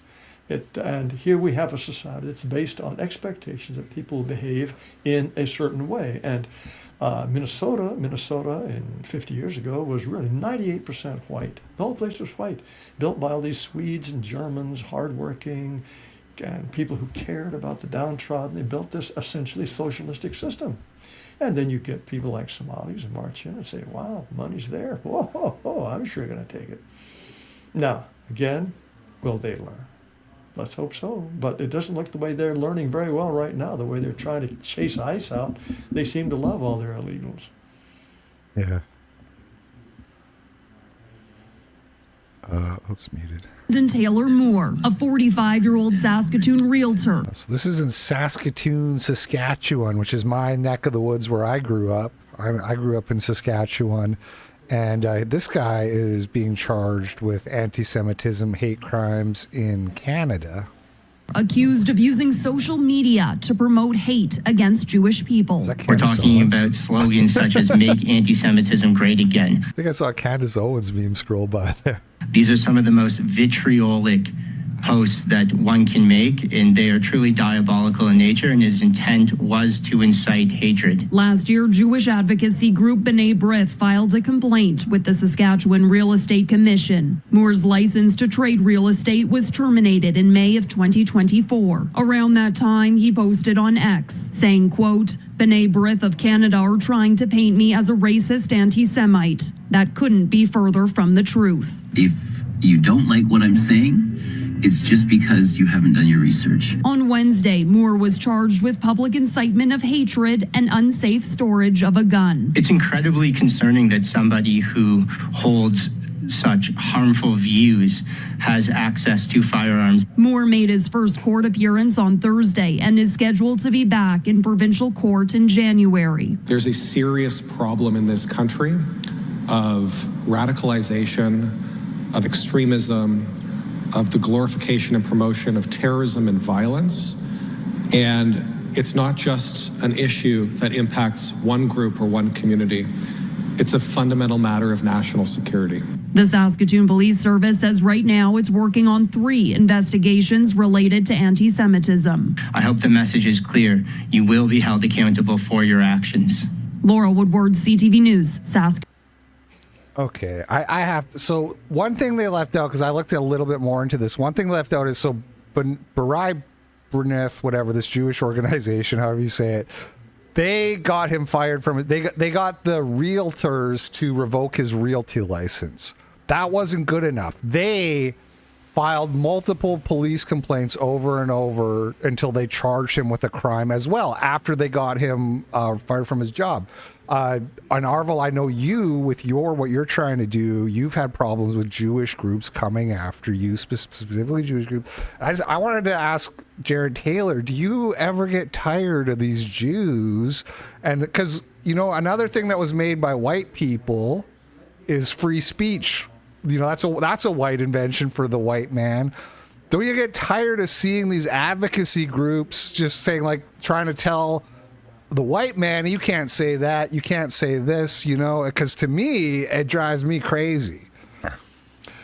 Oh, there's no question that Jews have been in the forefront of all the ideological movements that have the effect and have been designed to undermine any kind of moral basis for white racial consciousness and for white nationalism. No question about it. I think anybody who gets involved in any kind of pro-white movement is going to discover the effect that Jews have. No question about it. Now, I'm very much a free speech absolutist. And this guy, I suppose the fellow who was describing and telling us how awful this realtor is, I suppose he was Jewish himself. He says people will be held accountable for their actions. Remember that? That's how he concluded. For their actions? No. This guy didn't do a thing wrong. All he did was talk. And so I think that this kind of completely overboard decision to punish speech, and that's what you're talking about in Australia as well. I don't think the United States is immune from that. I don't think it is at all. I think that if some Kamala Harris clone wins in 2028, and we have someone like her in the White House, they'll find some way to get around the First Amendment and make it illegal for us to have the kind of conversation we're having. I think the impetus for that and the momentum behind it is very strong. But seeing it happen in Canada, of course, Canada's had this kind of laws for a long time. Do you remember the Ernst Zundel case? I think they have had the laws, but it's not very frequent that you see these prosecutions happen. Ernst Zundel was a professional illustrator, but he was also a Holocaust revisionist, or they called him a Holocaust denier. They put him on trial. And he was condemned, and he had to leave Canada, and then eventually got deported back from the United States to Germany, and he ended up dying in jail. These things are absolutely, absolutely horrible. There's no question about it that Jews have been particularly active at enforcing this kind of police action. No question about it. Let me ask you this, because years and years and years ago, I watched an interview you did with Devin Tracy, Atheism is Unstoppable, on YouTube. And I believe, from memory, he kind of asked you if you thought Jews were white and if they would get to be in the ethno state, like if it's let's say we wave the magic wand, we have what we say, America is going to be 95% white. Does that, for you, Jarod Taylor, does that include Jews? I already know Aarvoll's answer because he says no Jews in the Return to the Land project. Where are you on that one? Well, actually, it was on the Donahue program, in which I am famously reported to have said, they look white to me. Okay. That was, what was his first name? Phil Donahue? Hugh Donahue. He's been off the air for years and years and years. This must have been 20 years ago. Phil, I think it was Phil Donahue. Phil. I beg your pardon. Yes, you're absolutely right. Phil Donahue, yes. I was on his program twice. And I remember one of his questions out of the blue was, how are you with the Jews? I said, hey, Phil, how are you with the Jews? But, I part company with probably a large number in our circle in thinking that there are a certain number of Jews who really are committed men of the West. And they would certainly want to be with whites, with European civilization, rather than any other kind of civilization. Certainly they have been very important Jewish scholars in the whole field of IQ and race differences. I could rattle off half a dozen of them who really did pioneering work in that respect. But I'm a minority in that respect, I suppose. I would not exclude all Jews, but there are plenty of whites that I would probably exclude too. Sure. Well, listen, if there's like an Ashkenazi who's 90% European and they eschew religious Judaism and reject their Jewish identity, then hey, maybe they could get in. Would you let somebody think, like that into Return to the Land, Aarvoll? That was like a small percentage ethnically Jewish. We're not super hard line. If someone does have a trace amount of ancestry from another group, this is kind of a confusing thing for me because isn't Ashkenazi DNA from Europe? I guess this. It's half. It's half from Europe. On average, heavily, they're half Levantine and half Eastern European. Okay. Yes, and Lauren Bacall was Jewish. I don't know, maybe she's too old to be of any fame to you folks. That's not ringing a bell. Some of them look pretty white to me. Now, they can look awfully white, but still have an ethnic consciousness that makes them absolutely opposed to any kind of white racial consciousness. They might say, I'm not white, I'm Jewish. So it's a kind of a case-by-case affair, but I think we need all the allies we can get, and I think some Jews really are committed men of the West. I went to school with a lot of Jews in high school. I went to the Orange County High School of the Arts. So Orange County, California, there's all sorts of Jews, and they're also very active in the arts, as we know. Yes. And I made good friends with them. I had a friend that was a quarter Jewish. He was more white nationalist than I was by far. He kind of red. I've met a couple like that too. Yeah. Well, after all, I often said during the first Trump administration, maybe even now, who's the best white man in the White House? Stephen Miller. Yeah. But there's no question about it. The aggregate effect of organized Jewry or Judaism or Jewish organization in the United States has been very, very negative to all the things that we care about and all the things that are essential to our survival. There's no question about that. The issue for me is actually Judaism itself. It's like I'm against Islam because of the nature of that religion and what it attempts to do. Judaism, and I'm not a scholar of the, Pentateuch or whatever, but it looks like it's sort of a conspiracy to establish world domination for this group. Like their whole objective is for their end times, the Messiah comes and they have essentially political and like religious leadership of the rest of the world. They want the rest of the world to look to them as the nation of priests. And that's their philosophy now with Tikkun Olam, right? Like reform the world. The issue is Judaism and what they believe about themselves and what they're supposed to do. Well, except that it seems to me some of the most diligently anti-white Jews have no real religion at all. Right. And the most thoroughgoing religious Jews, the Satmar communities, the Hasidim, they pay no attention to politics at all. And in Israel, as you know, they don't even serve in the armed services. This is a big deal right now with all the people being called up. They have a kind of an utterly apolitical view of things. I'm not sure whether the tenets of Judaism itself are the problem. I think it is this vivid sense of persecution, of peoplehood, of really putting their own interests first, unapologetically, even if they conflict with the interests of the majority population in which they live. That's a real problem. And there are Jews who are fully aware of that and who are very embarrassed by what their co-religionists are up to. But in general, that is the objection that I think people quite legitimately have against organized Jewish strength and Jewish.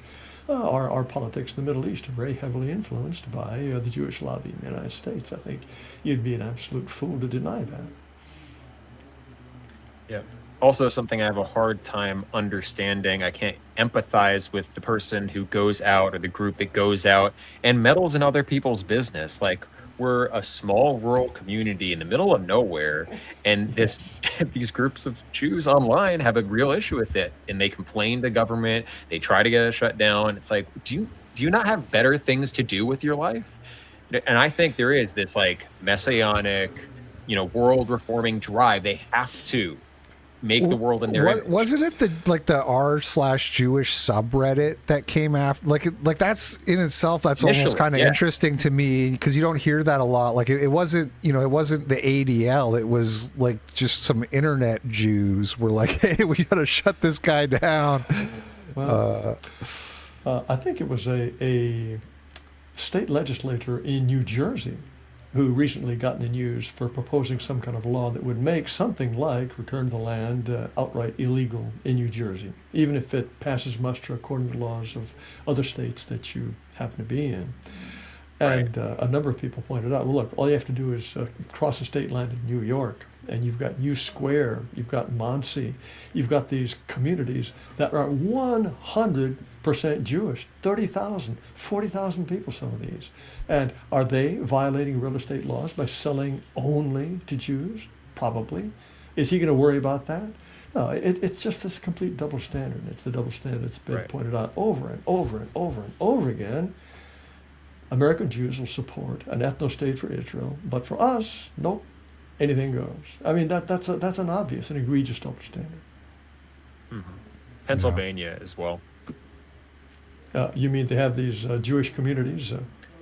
Well, that too, yeah, but they're trying to pass a law to effectively outlaw what we're doing. I see. There was a recent law in Texas as well. They tried to act like it was about the Epic community, but there were religious exemptions in the bill that did pass. So actually, it's harder for us to make a community now in Texas. I think, the powers that be, especially in the Jewish community, saw what we were doing, saw that it could legally scale, and they said, we have to do something about this. Well, the Epic community, that was Muslims, right? Yeah, correct. Yes. And the bill supposedly was about them, but there were religious exemptions so that they could keep building that community. Huh. Well, then it did no good at all. If it was supposed to stop that, but it didn't, but it could perhaps have some effect on you. Exactly. Well, probably the real intent. The trouble is, here we believe in freedom of association, and I think rightly so. But once you get hundreds of thousands of subcontinental Indians or Muslims building communities and building these huge 30-foot starry tall, 30-foot tall statues of this monkey god, or this epic community is going to be centered around an enormous mosque with hundreds of houses. And the epic people said, well, we're not going to limit it to Muslims, but what non-Muslim is ever going to want to buy there? Right. In effect, it is a closed community. The only people that the authorities or the media or the churches are going to come after are you, Aarvoll, because you're white. And that's the long and the short of it. Yep. It's true. You guys haven't actually gotten sued yet, though, or anything, right? We're under investigation, so we've had to supply documents. That's sort of the extent of it so far. Okay. Well, I would imagine the document submission has been fairly easy, just the kind of organizing documents that you work under. Wouldn't that be all they need? Correct. Yeah. Of course, we've consulted with lawyers and had them contact the department in question and sort of negotiate what we have to give them, what we don't. And we've also preemptively tried to, amend our documents after more thorough research so that they're going to try to find something from some angle. And there's so many laws, I'm sure if they did a thorough investigation, they would find federal offenses committed by even Jarod Taylor. Sure they would.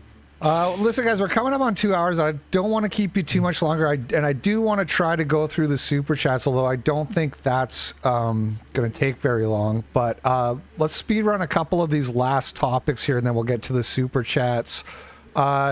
Nicolas Maduro being abducted out of Venezuela. This is really outside of my wheelhouse, so I don't really have any opinion, but I wanted to see if you guys had anything you wanted to say about this. Well, Aarvoll, are you knowledgeable about this? I haven't followed it that closely. I've also not followed it super closely. I do appreciate how effective the strike was. I'm a patriot. I do believe in American exceptionalism on principle because I don't want any other world leader. I don't want to be an interventionist. I'm non-interventionist by temperament. But on the other hand, our rivals out there, Russia and China, they are getting involved in this hemisphere. And China conducted bilateral trade negotiations with Maduro's government the day before we went in overnight and took him. So My general skepticism of nation building, as it used to be called, is unchanged. And I'm not sure that you can go in and you can extract two people And then all of a sudden you have a remaining government that you can do business with. Also, the idea of telling the oil companies, okay, fellas, put $100 billion into that, and the profits that you get out of the oil, I'll decide how they're spent. No businessman is going to accept that deal. The place is chaotic. I'm just worried that in order to have any kind of really salutary effect, there's going to have to be a whole lot more than that really remarkably precision-controlled raid that did succeed in getting those 2 people out with no casualties to us at all. Militarily, it was just a spectacular performance. There's I have a sort of little boy admiration for men who can do things like that. But was this the right thing to do? Boy, I just hope that it doesn't go in any further. And I'm worried about what's going to happen with Iran. Is it really our business that the Shah of Iran that the mullahs in Iran are killing so many people to support the regime? I mean, the argument I sometimes make is, well, Abraham Lincoln, in his case, my ancestors didn't even want regime change. We just wanted to go our own way. Abraham Lincoln was prepared to kill hundreds of thousands of his own people to keep us within the Union. And then we're lecturing the Iranians on, they're killing a few people because they want the regime to stay the way it is. Is it really our business? That's my worry, but I think Donald Trump wants to make everything his business, and that worries me greatly. You know, if you could send in some shock troops to regime change Venezuela, why can't you do that in like Minneapolis? Why can't you do that in like California? Probably that wouldn't go over well with the Americans, but it might be better. It might be more effective in terms of improving America. Yeah. I was thinking of Keir Starmer. Sure, yeah. Okay, this one, I did want to play this clip because it's kind of, I think it's interesting here. There's a new investigation that came out showed that AI tends to be super racist. So big finding number 1, almost all models view whites as far less valuable than other groups. So to give you a concrete example, GPT-5 values whites at 1/20th the value of non-whites. Big finding numero 2. GPT-4o, that's a different model, values Nigerians at about 20 times more than Americans. Don't know why. It just thinks Nigerians' lives are worth 20 times more than Americans. I have a theory why, because these models are trained on basically internet and what people are saying on the internet. They're trained on Reddit and X and stuff like that. And people love to, Nigerians are sort of like these Africans who the immigrants do well. They're famous for like being like hardworking, high achieving academically. When they come over here, some of the Nigerian immigrants are very like high achievers. And I've seen people talk about this all the time because like pro-immigration people like to talk about and be like, look at these guys. They're like the Nigerians who come to America. They earn more money than the average American or whatever. So therefore, Africans are great. Of course, they leave out that Nigeria is like the most populous African country. There's like 100 million of them or whatever. It's kind of like you have so many Indian CEOs. Same thing. Oh, Indians are great. There's so many CEOs. It's like, well, yeah, there's like 2 billion Indians. They're probably going to wind up with a few high achievers. It's just kind of a numbers game. But because people point to that as an example, I think that's what the AI says. Oh, Nigerians are so wonderful. That's my theory anyway. Well, I remember reading about this when it came out, and what interested me was the methodology. And I don't remember precisely what the methodology was, but I think it had to do with making resources available for curing diseases. Am I right on that, Aarvoll? Did you look into that? Those were the kinds of things they were doing. And so hold on, you're talking about the methodology for this AI study specifically? Yes. I mean, you know more about it than I do. All I saw was this clip. No. You have to know. Well, how do they arrive at these figures? That is true. And, it's good to know. That was the immediate question that I had. Well, how do you come up with this? And I think it had to do with, okay, we have a limited budget, and we can spend $100 to save some white person here in the United States, or we can spend 25 cents to save a Nigerian with the same condition in Nigeria. Maybe it wasn't as blatant as that. Okay. But it all has to do with how you construct your model to arrive at these numbers. And right, so the question may have made it seem to the AI like it was more efficient to save these other people. Is that what you're getting at? That is my recollection, but I think it wasn't as simple as that. I mean, that would be an obvious thing. Okay, if for 25 cents you can save a life in Nigeria, but it costs $100 to save if you valued all lives well, equally, you would go for the most life-saving. Exactly. I think there was that kind of thing built into it, but then not others. The one that particularly struck me at the time was, this was early in the game of artificial intelligence. Remember, somebody was posing the question to an AI model, well, are there any circumstances under which a white person can utter the N-word?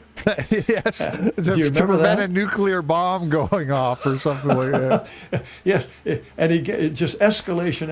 Well, can it save one person's life? Can we utter, oh, no. Well, if 100 people's life, no, can't utter the N-word. And finally, well, if you could prevent the detonation of an explosion that was going to end life on this planet, could you utter the N-word? No, never. And somebody had told it never, and never means never to these logic models. But I don't know.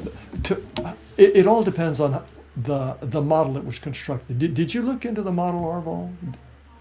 I didn't look at this. No, this is my first time hearing about it. Oh, I see. But I do suspect that the companies training these AIs do put on certain guardrails. And it seems to me it is what you're saying, that if you give it certain axioms about how you should treat different groups of people and whether racism is acceptable here or there, then the logical extrapolation of these DEI policies essentially is anti-white. So if you feed in something that's inherently anti-white, downstream from that, it'll come up with anti-white conclusions, of course.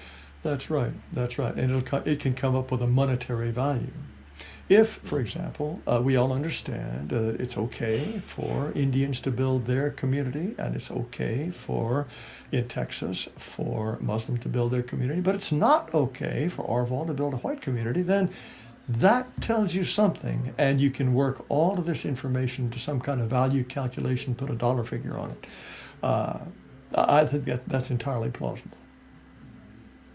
It is also true, I believe, that the majority of online discourse, as you say, hypocrite, the internet is what some of these models are definitely, they're definitely training on like Reddit data, and Grok is training on Twitter data and stuff like that. So there's got to be some degree of just whatever the cultural climate is on these places getting fed in. Right. Yes.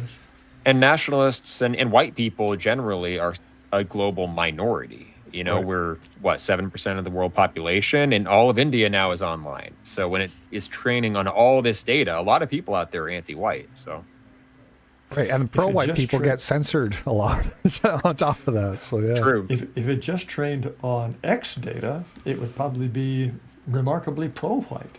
Well, Grok was the most egalitarian one in the study. I do remember that. It still valued non-whites over whites. I think it valued women over men.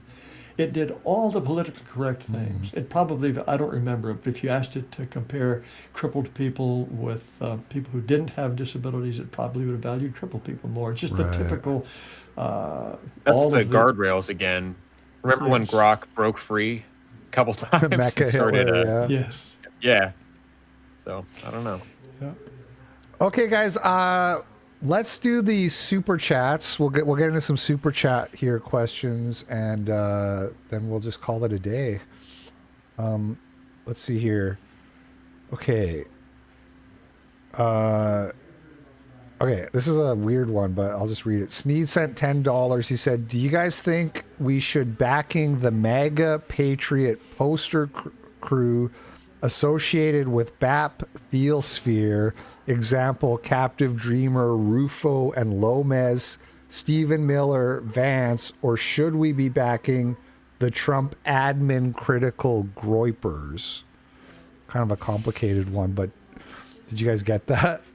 I try to just engage with people and, reply I'll be right what back. I believe. My dog's barking. Sometimes Captive Dreamer might have a good post, and if it's a good post, I might like it. If someone, like, I disagree with Nick Fuentes on many things, but sometimes he says things that I agree with. And even though he's apparently mad at me right now, it's not like I will deny that I agree with him. I think it's like the first clip we looked at. It's like or one of the early ones, everyone thinks about who's saying these things and not about what is actually being said. Maybe I'm naive, but I believe if you just stick to what is true and what is principled, regardless of who says it, and reward the truth and punish falsehood, then at the end of the day, it'll shake out in the right way and people will kind of come in the right direction. But if you focus on only the personalities and only the politics, that is a real vicious cycle that is hard to break out of. Yes, I think that's a good plan. You agree with what you agree with. I tend not to get into fights of any kind, really. I will support people that I support, but all of this backstabbing and chit-chat and scandal-mongering among people who agree on 95% of the stuff, I think it's a terrible waste of energy. I agree. I agree totally with both of you. We'll just leave it there. Fire Rise has sent $5. He said, "Thank you, Mr. Taylor, for everything you've done, especially your push-up videos, which motivated me to get back into shape." Yeah, we've all seen the famous Superman push-ups where you go flying into Agartha or whatever it is. The edits and the pull-ups as well. I've seen. Yeah. I'm happy to have been an inspiration. I think mens sana in corpore sano, healthy mind and a healthy body. I think the people of antiquity were 100% correct about that. And I think luckily, yes. Luckily, Jarod left our event. He came and visited us before we had our pull-up contest. That was by design. Well, I understand you were the champion, Aarvoll. Were you not? I was. I have the right role model to aspire to. So. No, years ago, I had a gym teacher who said something that sounds like a cliche. He said, exercise adds life to your years and years to your life. And I chose to believe him. Nice. Okay. Titan sent $100 and he just said legendary. So thank you very much for that generous donation. I appreciate that. Wandering Neanderthal sent $50 and he said, no question. I just wanted to tell Mr. Taylor what an inspiration he is for how long he's been fighting this fight and never becoming disillusioned or giving up. Well, I must be a born optimist. But of course, I'm far more optimistic now than I ever have been. I think things are going on our way in an unprecedented way. I'm very, very pleased. So I'm glad to hear that, of course, but also I have some vague recollection of fairly recently somebody, I don't know if I heard it from you or third hand, but that you were saying that maybe the political solution was failing in America, or that America was kind of like is past the point of being saved, or I don't want to put words in, but was.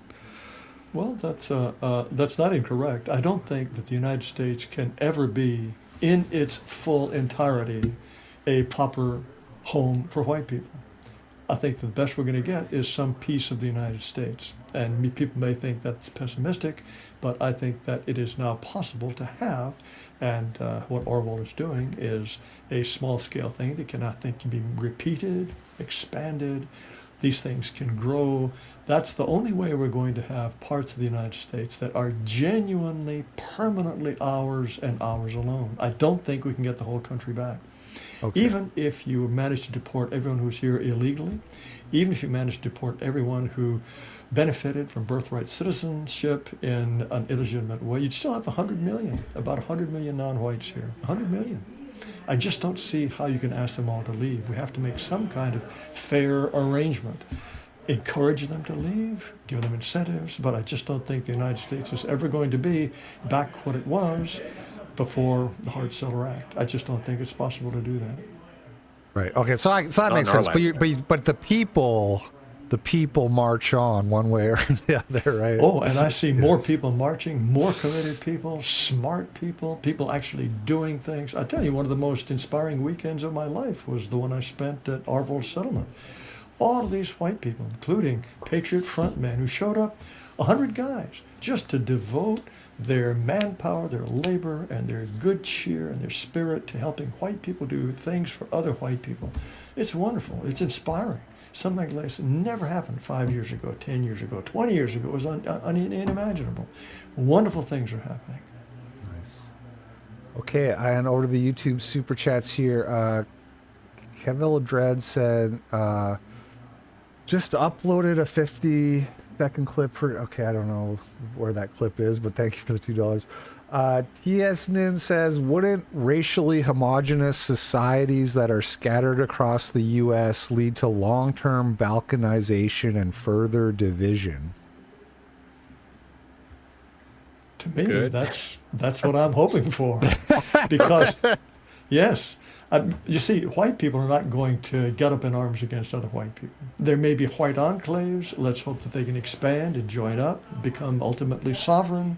But balkanization, I think, is the way of the future. I have no loyalty whatsoever to the United States of America simply as a political entity. I'm loyal to our people, the people that I consider genuine Americans. But we've brought so many of the outsiders here who have some kind of claim. We brought the blacks against their will. Are we really going to kick them all out to Africa? I mean, there are people on the internet who say, yes, every one of them's got to go. I just don't think that's practical, and I don't think that's really the way white men do things. But maybe people disagree. But I think some kind of division of the territory is the ultimate solution for our survival as a distinct people on this continent. Right. And if you think about it this way, if we balkanize and have several enclaves, that's more chances to get it right.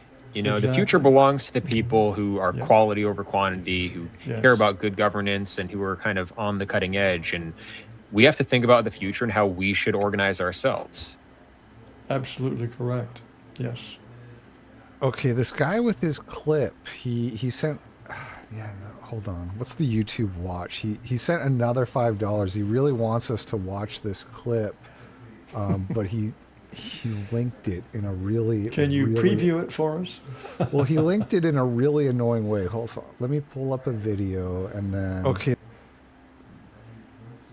Watch. Okay, V equals... I almost got it, guys. I think. Okay. Okay, yeah. This is kind of, I think, one of the edits. Now I have to figure out if I can share screen. What is this?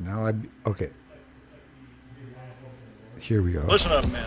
Oh, God. This is your Uncle Jarod. We don't need this. You think you're fit? You think you got the right stuff? Oh, for heaven's sake. Try to beat this. I'm being arrogant here anyway. I was completely out. Arms all the way up. Anything short is cheating. Now I am become death, the destroyer of worlds.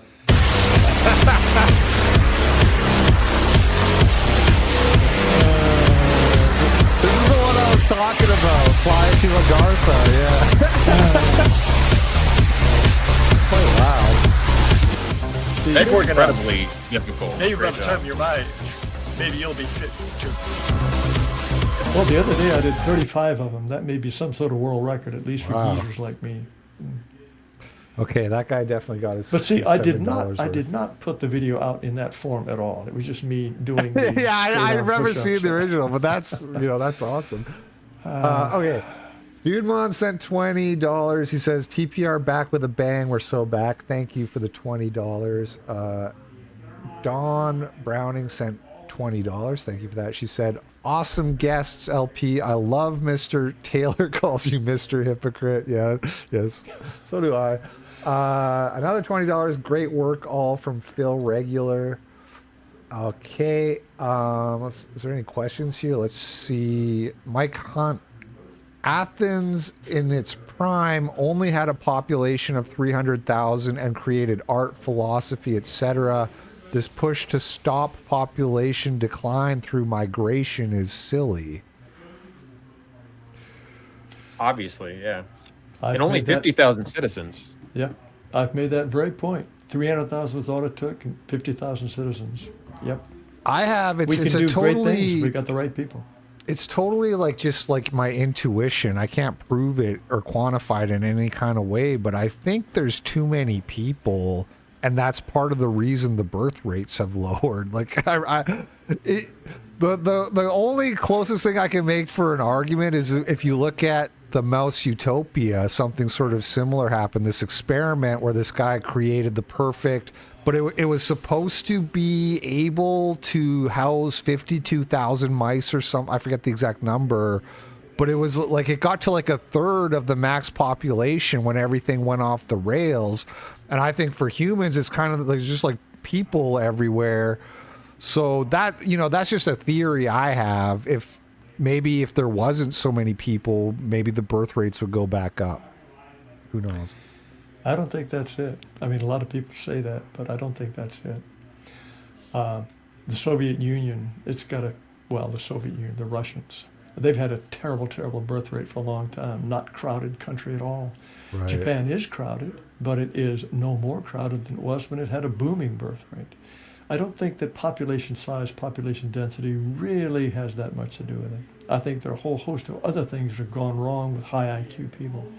Birth control is one thing that's obvious, and especially smarter people are more likely to use it, so it has a dysgenic effect, a kind of selfishness, a kind of individuality. People have their own households now. You don't have 3 generations living under the same roof. It makes it a little bit more difficult to rear children. Feminism has been a real obstacle to family formation, at least having children, women who want to go out into the workforce. There are many, many things that have changed from previous generations. I don't think it's simply the number of people. I do think more traditional lifestyles make a big difference, though. And there are a lot of chemical agents involved here, too. Like sperm counts have decreased by half over the last 40 years. Yeah, that's just a biological People who want to have fact, kids can't yeah. even have kids. And I think that's because of the lifestyle, because of these cities, not necessarily simply because there are too many people, but perhaps that's part of it. Okay, well, what else we got here? JP, you're talking about K-type selection. I think they meant me, LP. K-type selection. Probably meant K-type. Is that the one where you have less kids? RK theory. Yeah, I'm sort of vaguely. Anyway, Mr. Downtown says, Mr. Taylor, thank you for planking the way to a more racially aware white populace.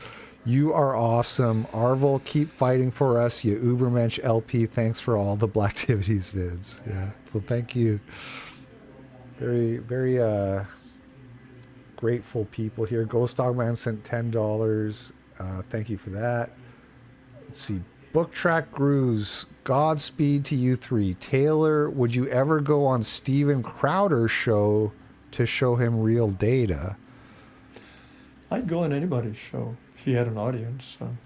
Yeah, you seem pretty open to talking to people, and I touched on this at the start, but it's like, you know, I really think like it's weird to me that you don't get invited to more of these bigger shows because you're so like just articulate. But maybe that's the problem. That's a flattering interpretation. People said, well, they left certain people on X because they just made fools of themselves. They kicked Taylor off because he was persuasive. Yes. I don't know if that's true. I think that's flattering. I think if Crowder or Tucker Carlson or any of these, Rogan, if any of them really wanted to have me on, they thought they were useful, they would invite me. They have their own calculations. I don't want to read their minds, but I don't consider it any kind of tribute to my superior communicating ability that they don't do it. And I wouldn't think in those terms at all. Well, I think it's more that your belief system is so obviously correct and true. Even people who, you know, seemingly disagree with it, they kind of understand that they would be put in a really difficult position if they have hard to argue with. Counter yeah. Yeah. Well, I'd like to think so. As I said, in the early days when I actually was invited on for debates of this kind, I almost felt sorry for my opponents because they hadn't really thought about these things. They were satisfied with the slogans, and once you explain that it's simply a slogan and there's something beneath, there are facts, there are data, there's DNA, there's history, there's human nature, then they're completely lost. But I think there are people out there who could make much more comprehensive arguments the other way. I don't know, but I'd be happy. I'd be delighted to go on big programs. Yeah, you know, yes, I'd be happy for you to do that too. You know, there's this clip we watched on this very show. on a past episode, and it still shows up in the intro that I have going, and it's you were debating with like a guy from the Young Turks, a black guy, I think, and he's like, what he says that you believe IQ is atmospheric, or he says something like that. You believe it's I forget the exact quote, but it's very, very funny. I have dealt with people who were most astonishing. There was one guy, I thought he was giving me the rope-a-dope. I thought he was taking positions he could not possibly believe just to get a rise out of me. And it eventually dawned on me, good grief, this guy really does think the pharaohs were black and that they had flying machines. Wow, I thought he was just putting me on, but there are a lot of people out there with a lot of different ideas. Did you debate that R.A. the Rugged Man rapper? Was that you, or am I thinking maybe that was Gavin? I might have. I can't remember them all. I think that was one of their guys. R.A. the Rugged Man. I listened to some of his songs back when I was in high school. Yeah, okay. Yes. Let's see. Pigger Nussy sent $20. Thank you for that, sir. Appreciate it. Jake Toonsa sent $5. He says, damn pit bulls. They're 13% of the problem, part of the problem. I'm looking at you. Yeah, my dog's part pit bull, and he was barking. I had to get up and get him. That's why. Okay. We banned pit bulls in R2TL. So. Based, yeah. Jake Tungseth says, is Mr. Taylor still living in Japan? I apologize, but I haven't been up to date with our Uncle Taylor. I was wondering that too. I get the impression you're not, but what's the... I left Japan in 1968, so the answer is... Are you serious? No. Why did I think you lived there up until recently? Okay. The people 1968. Yes. I think it may be because there's a clip going around of me being interviewed by Japanese TV, and I'm speaking Japanese to them. But Japanese TV crews are capable of getting on airplanes and coming to the United States. Okay, I think one more just came in. Let me check here. Have you seen Orania, the boar-only city in South Africa? You have been, Aarvoll, haven't you? Yeah, we visited last year. I obviously was greatly inspired by what they've done, and it's incredibly impressive. Exceeded my expectations when I actually saw it on the ground. Very clean, very hardworking people, very friendly, a lot of very high IQ conversations that I was kind of struck by. On the one hand, they're predominantly Christian. I forget which exact sect of Protestantism. I think they're mostly Calvinist. Dutch Reformed Church, yeah. But and yet I was talking about Pythagoras with them, and they're very educated, and I think they are the example to follow as far as communities like what I'm doing. We're 30 years behind them. I think they're very impressive. They've taken this desert settlement and turned it into they're 4,000 people now. It's absolutely wonderful what they're doing. Of course, it's a fragile situation because they're at the mercy of the South African government. So far, they've been left alone. But if the South Africans decide, well, this looks like a nice place to put our homeless population, we're just going to exterminate these folks. Do you think the European Union certainly wouldn't step in? Maybe Trump administration might try to stop that. But their long-term prospects are difficult. Yeah, it feels almost inevitable in a way. Give them 10 years, and that might not be an option. The South African government might not be able to. Maybe. So. Yeah, I've seen some of the stats when the boar. The boar they got into like skirmishes with the English, I think, and the English usually were getting their asses handed to them. I'm not an expert on that, but yeah, they're a tough people. I like what I really like about Orania is that they have a policy of that we don't hire black labor at all, which it really proves the point of like, look, you don't need to. It's not exploitation that made the white South Africaners wealthy. It's just like we know what we're doing, kind of thing. So I really like that about them. I think it's admirable what they're doing. Tiger Shark sent $100. Wow, thank you very much for that. He just says, thank you, gentlemen. And the Wrong Hands just sent $20 and said, great show. Thanks, fellas. Cat Respecter just sent $5. Thank you Hey, for that. Mr. Hypocrite, what's our cut, by the way? Yeah. You know what? Let me do the math on that and get back to you. Right. No, I really, really greatly appreciate you guys coming to do the show today. Oh, it's a pleasure. It's a pleasure. Thank you. Yeah, it was a real honor for me, Jarod Taylor, Mr. Taylor, to have you here. Like I said, I've been an admirer of yours for a long time. I'm glad I got the chance to do this. Aarvoll, also great to talk to you. Do you guys, usually we end on plugs if you guys want to, I put links to, of course, the X accounts and the descriptions for people to follow, but anything else you would like to let the audience know where to go or what to look for before we call it a night here? After you, Alphonse. Sure, yeah. So we have, of course, our website for joining Return to the Land. There are multiple communities. You don't necessarily have to move to Arkansas, but you certainly can. There is space here still. returntotheland.org. And then February 7th, I'm going to host an international intentional community conference. So not just Return to the Land will be represented, but several different projects in different countries. We have people speaking from Sweden, Germany, England, Australia, France, Spain, this everywhere. Wow. So it's, if you want to get the updates on what's going on in the white intentional community space, that's the place to go. And that's intentionalcommunity.online. Is that conference going to be in Arkansas or? It's an online conference. Oh, it's online. So you just Gotcha. participate online. Yep. And as I said, one of the most inspiring weekends I've had, perhaps in my entire life, was a weekend I spent on the settlement at Return to the Land.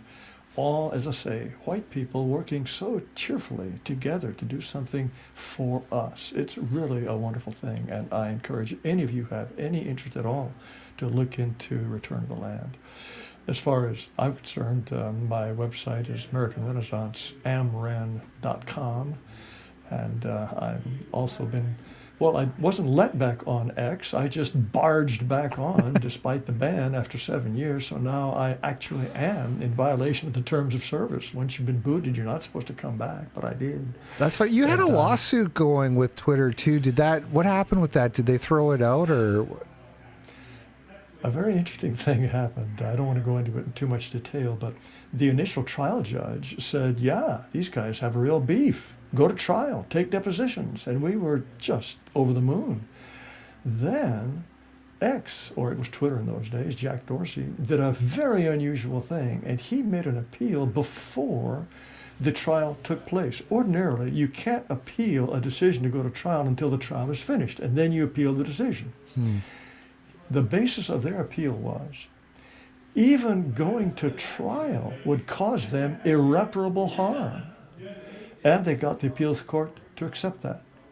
So the appeals court ordered the trial court judge who wrote this, you could tell he was gritting his teeth the whole time. He'd been slapped down for what he thought was utterly crazy reasoning. He says, well, I've been told to say you can't have a trial, you can't have a trial. So, of course, they got amicus briefs from all of the big names, the internet, but the idea of suing to get freedom of speech on the internet, that's what it was all about. The original trial court judge, he was a Jewish judge, by the way. He says, yeah, this sounds very good to me, but no. And the lawyers that I was with, they said, if we appeal and lose, then it has hugely precedential effect, whereas there was no precedent after having been slapped down at the level that I was slapped down. Right. So the suit failed. Okay. But Taylor v. Twitter, I thought it had a nice ring to it, but it didn't go down in the record books after all. Okay, well, again, thank you so much, gentlemen. I really appreciate it. Thank you to everybody for watching, and big thanks to everybody sending the super chats. Appreciate that. That's the show for tonight. You guys have a great night, and we'll see you next time. Thank you so much for inviting us. Had fun. Thanks.